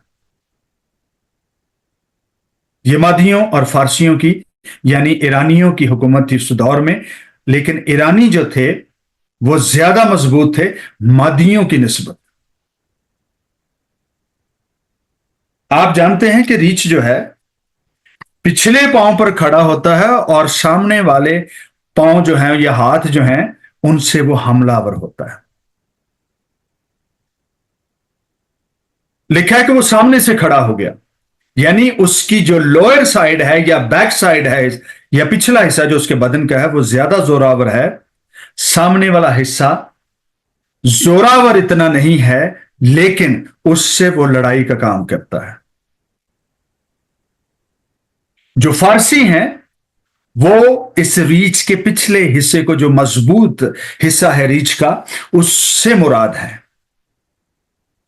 वो जमीन से जुड़ा है, और जो सामने वाला हिस्सा लिखा है कि ये रीछ अपने पांव पर खड़ा सीधा खड़ा हो गया। जो सामने वाला हिस्सा है ये पहाड़ों पर रहने वाले वो मादी कबीला था जिनके साथ जॉइंट वेंचर करके इन्होंने शेर वाली इमेज यानी बाबली हुकूमत को शिकस्त दी थी। इस इमेज में देखिए कितनी छोटी छोटी चीजें हैं जिनको बाद में भी आप डिस्कस करेंगे। आप इसमें से और कई चीजें हैं जो है वो आपको समझ आएंगी। ये कोई हरफे आखिर नहीं है जो मैं आपको बता रहा हूं, ये हमारी एज का एक मुकाशफा है। आपकी एज जो 10, 15 साल, 20 साल बाद के लोग हैं, आप हमसे ज्यादा बेहतर होंगे, क्योंकि जहां हम छोड़ेंगे वहां से आप उसका आगाज करेंगे। आपके पास हमारे हिस्से की भी हिकमत होगी और उसके बाद खुदा के रूह से भी आप सीखेंगे। जो रीछ का बैक का हिस्सा है वो मजबूत है, वो जमीन से जुड़ा है, और जो सामने का हिस्सा है वो कमजोर है, लेकिन वो लड़ाका है। मादी मजबूत, फारसी मजबूत थे, लेकिन मादी जो हैं वो वॉरियर्स थे, जो मंगोल जो है वो मंगोलियंस या मंगोल नस्ल से थे, जिन्हें हम चंगेज खान भी कहते हैं, जिन्हें कुबला खान भी कहा जाता है। चंगेज खान का जो बेटा था वो कुबला खान था, कुबलाई खान, इसे गंजीस भी कहा जाता है। तो ये मंगोल साइड पर रहने वाले लोग थे जो हमारे कुराकरम की रेंज में से गुजर कर जो है वो आते और मिडल ऑफ पाकिस्तान और चाइना के बॉर्डर्स पर, पहाड़ों पर जो है वो ये डेरा डालते और यहां से फिर चाइना पर हमलावर होते, और इन्होंने जो है कुछ खिता जो है वो हमारा और अफगानिस्तान का भी जो है वो कब्जा कर रखा था। ये वो लोग थे, ये पहाड़ों पर मौजूद थे। फारसियों ने इनके साथ जॉइंट वेंचर किया और इन्होंने फिर जो है वो उस खित्ते में जो है वो जंगें लड़ी, और उन जंगों के नतीजे में ये जो 3 पसलियां हैं इसके मुंह में, ये बड़ी कुव्वतें थीं जिनको शिकस्त देने के बाद ये पूरे के पूरे खित्ते पर काबिज हो गया। और वो कौन सी थी? मिस्र, लुदिया और बाबल। बाबल, लुदिया और मिस्र। अब बाबल का भी आप पढ़ सकते हैं, आपको जिक्र मिल जाता है, वो आप भी जो है वो बड़ी आसानी से आप उसको इराक के नाम से जोड़ सकते हैं। और जब आप कहते हैं मिस्र, मिस्र आज भी वहीं पर मौजूद है, और लुदिया जो है इसको थोड़ा आपको मुश्किल लगेगा, लेकिन ये जो सारी की सारी ये यूनान और रोमन साइड जितनी भी थी, ये यूरोप का वो हिस्सा है जहां पर एक बड़ी मजबूत हुकूमत थी। ये तीनों हुकूमतें जो हैं, जब इन्होंने यूरोपियन साइड को और मिडिल ईस्टर्न साइड को और फिर नॉर्थ अफ्रीकन साइड को इन्होंने जब शिकस्त दी, तो एक बहुत बड़ा खित्ता जो था वो इनके कब्जे में आ गया। इसे कहा गया उठ और बहुत सारा गोश्त खा, यानी तो यूरोपियन साइड पे भी लड़ाई कर, मार कुटाई कर, और फिर ये नॉर्दर्न अफ्रीका जो है उसको भी शिकस्त कर, और फिर मिडिल ईस्ट जहां पर इराक मौजूद है, बाबल मौजूद है, जहां पर यूफ्रेटिस और टिग्रिस, जहां पर दजला और फरात जो हैं, टिग्रिस, ये दरिया बहते हैं, इनके इर्द गिर्द की जितनी भी सिविलाइजेशंस थी उन पर काबिज होकर इसने जो है वो अपनी हुकूमत कायम की, और ये हुकूमत जो है वो बाबलियों की हुकूमत से थोड़ी ज्यादा एक्सटेंडेड थी या उससे बड़ी थी। ये जो है ये डिस्क्रिप्शन जो है वो रीच की है जो हम यहां पर देखिए।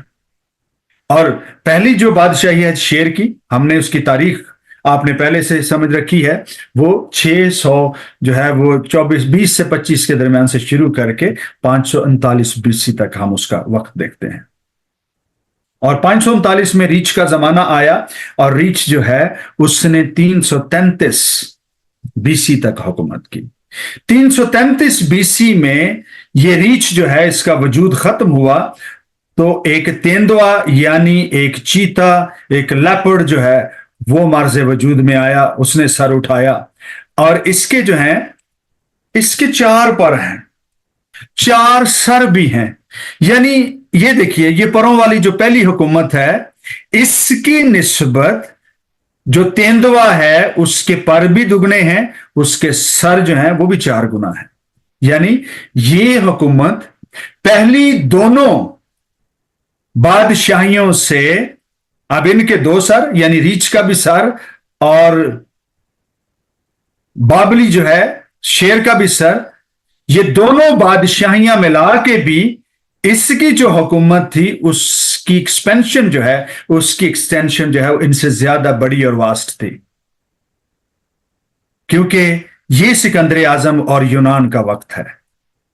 इसकी फतूहात की और इसकी लड़ाई की रफ्तार, इसके फतह करने की रफ्तार जो है वो शेर बब्बर से भी कहीं ज्यादा थी। इसके 4 पर हैं। इसको जो है वो ऐसे लगता है कि इसको कुछ एक्स्ट्रा ही जो है कुछ कुम्मक मिल रही थी, या इसका जो प्रिंस था, इसका जो मोक्कल था, वो इसकी खासी मदद कर रहा था। अब 4 पर जो हैं उसकी रफ्तार, उसकी उड़ान मुराद है, और उसके सर जो हैं उसकी दायरा हुकूमत जो है उस काफी वसी हो चुका हुआ था। अब इसने क्या किया है, इसने बाबलियों वाली हुकूमत भी संभाली है, उसमें जितनी एडिशन रीच वाली हुकूमत ने की है, मादियों और फारसियों ने जितने इलाके मिलाए हैं वो भी इसके हुए। उसके अलावा इसने अपने जो हुकूमत का दायरा है, जियोग्राफी है, उसको उससे कहीं ज्यादा बढ़ाया, और यूं ये जो है आप जानते हैं कि ये हिंदुस्तान तक भी पहुंचा, यूरोप में भी इसने एक्सटेंशंस की, और यूं इसकी हुकूमत जो है उस खित्ते में पहले दोनों से ज्यादा हुई। बड़ी बर्क रफ्तारी से ये फतूहात करता था और दुनिया को जो है वो मगलूब किए जा रहा था। उसके बाद सिकंदर आजम की जब डेथ हुई तो उसके बाद जो है उसकी हुकूमत 10 मुख्तलिफ जनरल्स जो थे उनमें मुनकसम हो गई। जैसे जैसे चीजें तकसीम होती हैं कमजोर होती जाती हैं। इसकी लिविंग एग्जाम्पल कौन सी है हमारी दुनिया से? रोमन कैथोलिक चर्च जो है वो सिस्टम एक सेंट्रलाइज्ड सिस्टम है। हर किसी की रिपोर्ट जो है वो वेटिकन को जाती है और रोम में होती है। कैटिकस से शुरू करके, प्रीस्ट से शुरू करके, बिशप है, कार्डिनल है, ये जितने भी हैं इनकी रिपोर्टिंग जो है वो रोम तक जो है वो जाती है, और वहां से जो सेंट्रली जो कमांडमेंट जारी होता है उसे पूरी दुनिया में आनन फानन पहुंचा दिया जाता है within no time. In few hours Vatican से जारी होने वाला फरमान जो है इन फ्यू आवर्स पूरी दुनिया में छोटे छोटे कस्बों और देहातों में भी पहुंच जाता है। क्यों? क्योंकि सेंट्रलाइज्ड सिस्टम है, एक मजबूत जो है वो एडमिनिस्ट्रेशन है, और उसकी वजह यह है इसीलिए चर्च जो है वो बहुत मजबूत है। चर्च अपने निजाम पर मजबूती रखता है, पर लोगों पर उनकी सिर्फ साइकोलॉजी को कंट्रोल कर सकता है, उनके उन पर डायरेक्ट उनका इख्तियार नहीं है। अब जब सिकंदरी आजम की हुकूमत जब 10 हिस्सों में तकसीम हुई तो फिर कमजोर हो गई। हर शख्स अपनी मनमानी करने लगा, ऑटोनोमस बॉडी रखने लगा। मेरे कुछ इख्तियारात हैं, मैं फेडरेशन को जवाबदेह नहीं हूं, मेरी अपनी कोई ऑटोनॉमी है। जैसे पाकिस्तान में सूबाई सिस्टम होता है और फिर वफाकी सिस्टम होता है, यानी प्रोविंशियल एंड फेडरल जो सिस्टम है उन दोनों में फर्क होता है। कुछ काम ऐसे होते हैं जो फेडरली कंट्रोल होते हैं और कुछ काम ऐसे होते हैं जो सूबाई, और कुछ ऐसे होते हैं जो सिर्फ डिस्ट्रिक्ट लेवल पे, जैसे सेशन कोर्ट है, हाई कोर्ट है और सुप्रीम कोर्ट है। हर जो है टीयर पर इख्तियारात जो है वो मुख्तलिफ होते हैं। जैसे जैसे जो है ये तकसीम होती गई वैसे वैसे जो है इसमें कमजोरियां आती गई। कमजोरियां आने के सबब से फिर किसी चौथे को मौका मिला कि उसने 333 से लेकर 146 बीसी तक हुकूमत करने वाले इस 13वें नमा हुकूमत को, यूनान को शिकस्त दी और फिर रूमियों का दौर आया। और रोमन्स को जो है वो लिखा गया कि ये जानवर बड़ा ही मजबूत था, बड़ा हैबतनाक था, ये जो खाता था खा लेता था, बाकी किसी के काबिल भी कुछ नहीं छोड़ता था, उसे पांव से लताड़ देता था।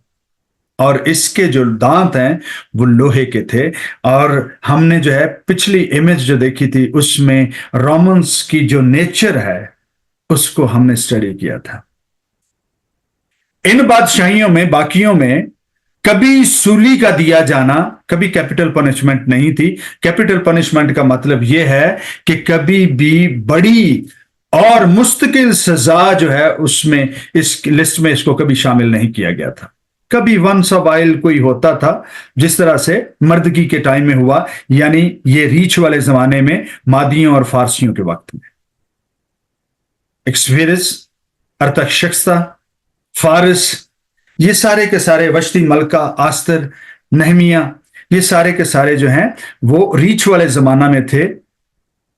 और इसी जमाना में एक दफा सूली का इस्तेमाल किया गया।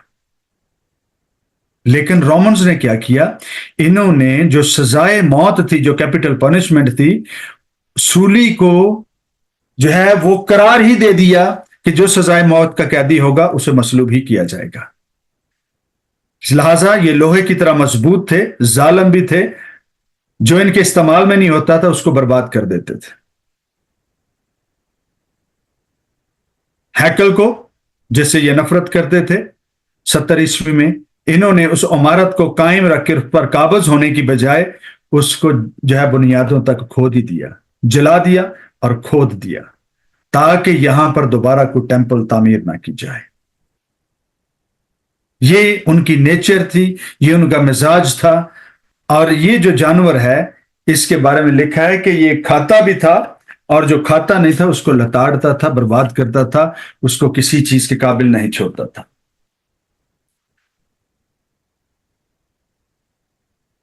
मैं 8वीं आयत से पढ़ने वाला हूं।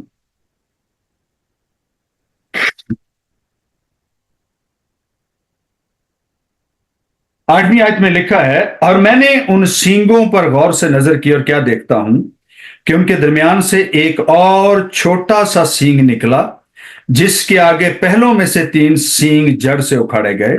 और क्या देखता हूं कि उस सींग में इंसान की सी आंखें हैं। क्या है? इंसान की सी आंखें हैं। और ये करते करते जो है अब ये एंड टाइम्स की तरफ जो है ये प्रोफेसी बढ़ रही है। इन चारों बादशाहियों का जाओ जलाल जो है वो खत्म हुआ है।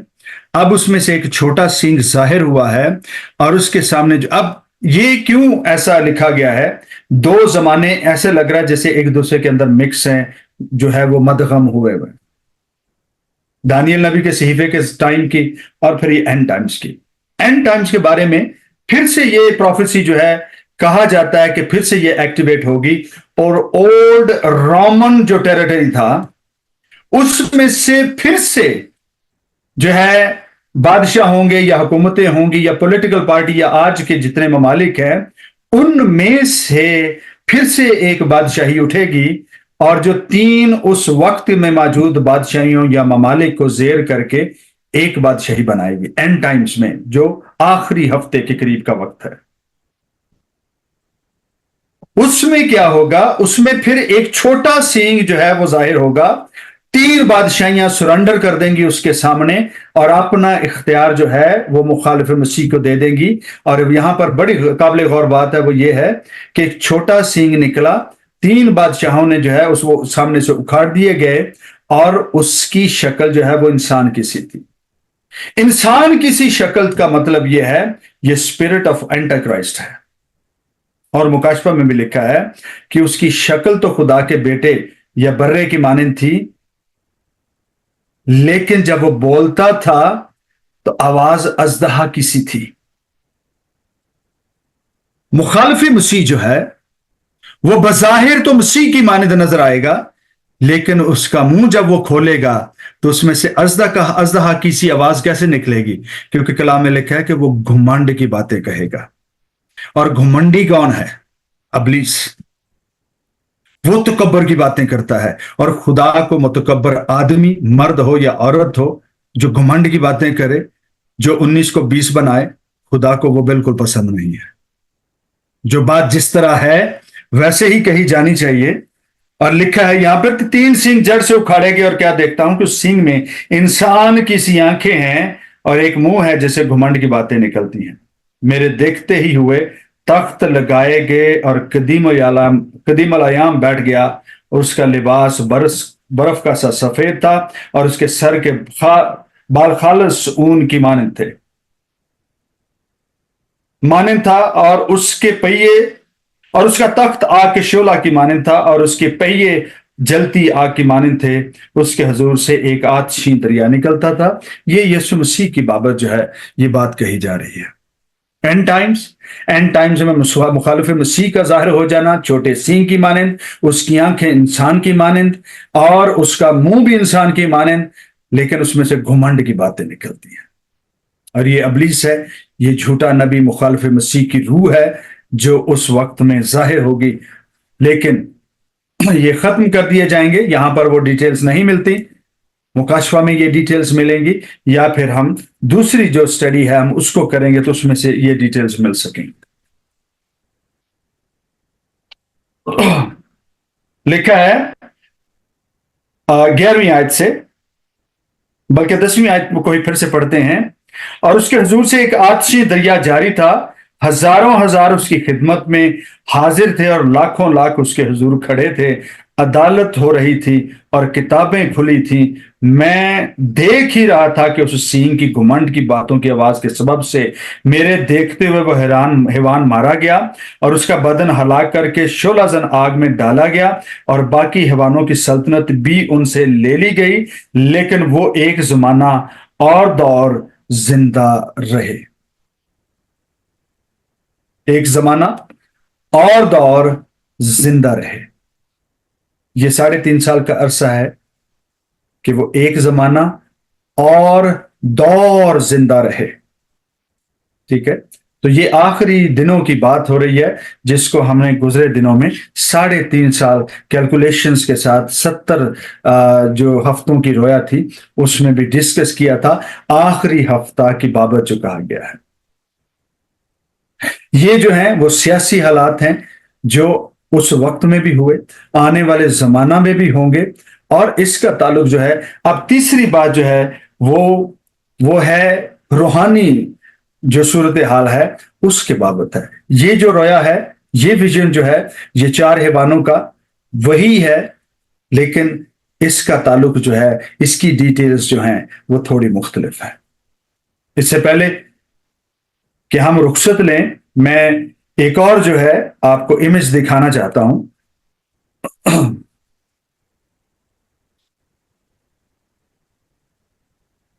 अगर वो मेरे पास हो सके निकल पाई तो।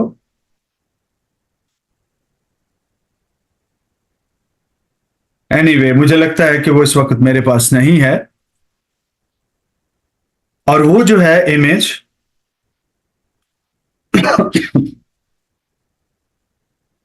वो इसके रूहानी जो पहलू है इस रोया का, उसकी बाबत है।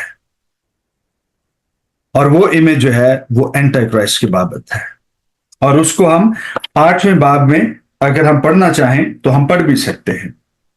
8वें बाब की जो रोया है उसमें मेंढे का जिक्र है और उसमें छोटे सींग का जिक्र है। अगर आप पूरे चैप्टर को पढ़ेंगे तो उसमें एक मेंढे का जिक्र है और एक छोटे सींग का जिक्र है। मेंढा जो है, चूंकि ही गोट जो है उसकी प्रस्तुत की जाती थी, अब ये बातें जो है वो रूहानी आलम में जो है वो उनकी बाबत हैं जो मोकलीन है। हमने पिछली दफा शायद जिक्र किया था, चूंकि एक ही स्टडी में 3 डिफरेंट बाइबल कॉलेजेस में कर रहा हूं तो इसलिए मैं कभी कभी दोहराना मुझे पड़ जाता है, क्योंकि मैं नहीं जानता कि वो आपसे शेयर की थी या मैंने दूसरों से शेयर की थी।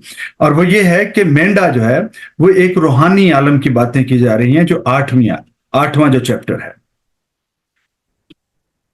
क्योंकि यूनानी जो हैं ये एक ही गोट यानी बकरे की इमेज की पूजा करते थे, और जो अबलीस है उसकी तरफ से एक ऐसी स्पिरिट थी जो उसको सपोर्ट करती थी। और दानियल ही के नबी के सहीफे के एक चैप्टर में ये बात जो है वो लिखी है कि जब दानियल ने 21 दिन के, जिसको हम रोजा कहते हैं, 21 दिन के बाद जब उसकी दुआ का जवाब आया तो जवाब देने वाले ने, पैगाम लाने वाले ने जाते जाते ये कहा कि ये इस सारे काम में तेरे मोकर मिकाइल के अलावा मेरा कोई दूसरा मददगार ना था। हां, मैं जा रहा हूं, मेरे बाद यूनान का मौका आएगा।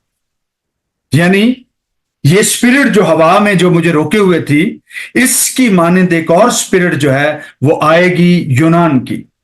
यानी वो फारस के मोक्कल के साथ जो है उसका लड़ाई हुई, उसकी मठभेड़ हुई, और उसने जाते जाते ये पैगाम दे दिया कि इस फारस की हुकूमत के खत्म होने के बाद यूनानियों की हुकूमत आएगी, यानी यूनान का मोक्कल जो है वो राज करेगा इस फिजा पर। यूनान का मोक्कल जो है उसका ताल्लुक जो है वो ही गोट से है, जिसकी प्रस्तश उस वक्त में जो है वो यूनानी किया करते थे। याद रखिए, बाल की तो खैर पूजा हर दौर में की गई, लेकिन उसी बाल की स्पिरिट का एक नाम जो है वो ही गोट यानी यूनानी बकरा भी था, यानी स्पिरिचुअल आलम में उसका मोक्कल जो है वो यूनान का मोक्कल था, जिसे हम बकरे की सूरत में देखते हैं। आपको पता है जितने लाहौर और उसमें जो है वो मसीही लोग भी होंगे, उसमें बड़ा बेटा भी होगा, उसमें छोटा बेटा भी होगा। दोनों ही जो है चूंकि एक ही बाप की औलाद हैं, दोनों तकलीफ और दोनों दुख उठाएंगे। जितने मसीह में शामिल हैं सब दुख उठाएंगे। तिमोथियस की किताब में ही लिखा है कि जितने जो हैं वो खुदा के बेटे की मानद रास्तबाजी की जिंदगी गुजारने की कोशिश करेंगे, सब सताए जाएंगे। आप सब भी, मैं भी।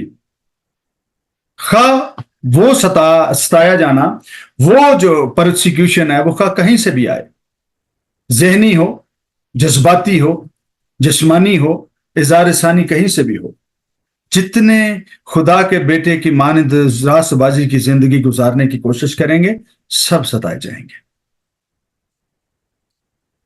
8वां बाब जो है उसका ताल्लुक जो है वो प्योरली जो है वो रूहानी है, उसका ताल्लुक मोकलीन से है, उसका ताल्लुक जो है वो मुखालिफ मसीह से है, एंड टाइम्स के साथ है। और कलाम में लिखा है कि वो दुख देता ही रहेगा। लड़ाई जो है वो हमेशा तक या अब तक या आखिर तक जो है वो जारी रहेगी। रेजिस्टेंस जो है दुनिया को बर्दाश्त करती रहना पड़ेगी। इसीलिए बाइबल जो स्कॉलर मुबस्सरीन हैं वो क्या कहते हैं, उनका कहना यह है कि अंजील के लिए ना तो कभी हालात साजगार थे, ना ही हैं और ना ही कभी होंगे। और मैं समझता हूं कि ये उन लोगों ने ये बातें की हैं जिनको इस बात की समझ आ गई है। हमसे पहले भी यही होता रहा है, हमारे दौर में भी यही हो रहा है, और जब तक दुनिया जो है वो कायम है और चर्च मौजूद है और कलीसिया और बनी इस्राइल मौजूद हैं, ये सब कुछ होता रहेगा। क्योंकि गैर कौमों को खुदा ने अपना बेटा कहा, इसराइल को उसने अपना पेलौठा कहा। दोनों एक ही बाप की औलाद हैं, दोनों ही जो हैं वो दोनों से इब्लीस नफरत करता है और तरह तरह से लोगों को, अपने एजेंट्स को हवा से, जमीन से, किसी को भी पानियों से निकाल कर उठा खड़ा करता है।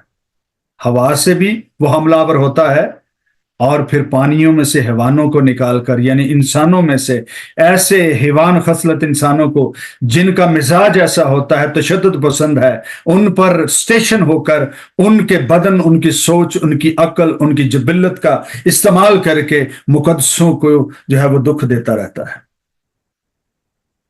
कोई साधारण आदमी इतना जल्दी जो है इब्लीस के हाथों में नहीं पड़ता जितना वो जिसकी अपना पहले से मिजाज जो है वो ऐसा हो, वही शख्स इब्लीस के हाथों में पड़कर उसका एजेंट बन जाता है। याद रखिए, हमारी आदतें जो हैं वही हमारे लिए दुख का सबब बनती हैं।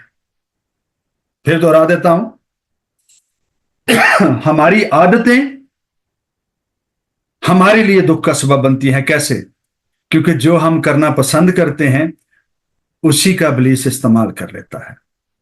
जो अच्छा हम करना पसंद करते हैं खुदा उसका इस्तेमाल करता है ताकि अच्छाई दुनिया के सामने लाई जा सके।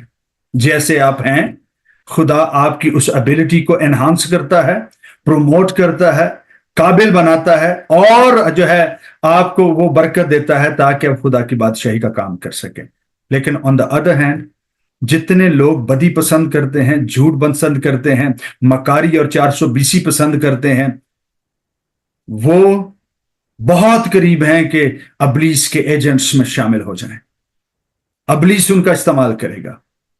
और इसकी मिसाल कैसे मैं आपको देना चाहूंगा।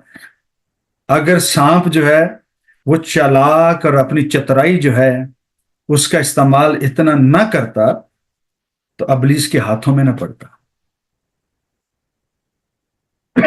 उसने अपनी जो काबिलियत है उसको इब्लीस के हाथों में पड़ने दिया।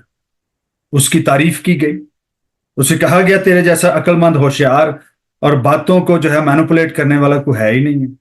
तो बात को झूठ भी कहे तो ऐसा लगता है जैसे सच कह रहा है। फूल गया तो कब्र घुमंड में आ गया। इब्लीस को लगा ये मेरे काम का है, उसने उसका इस्तेमाल कर लिया।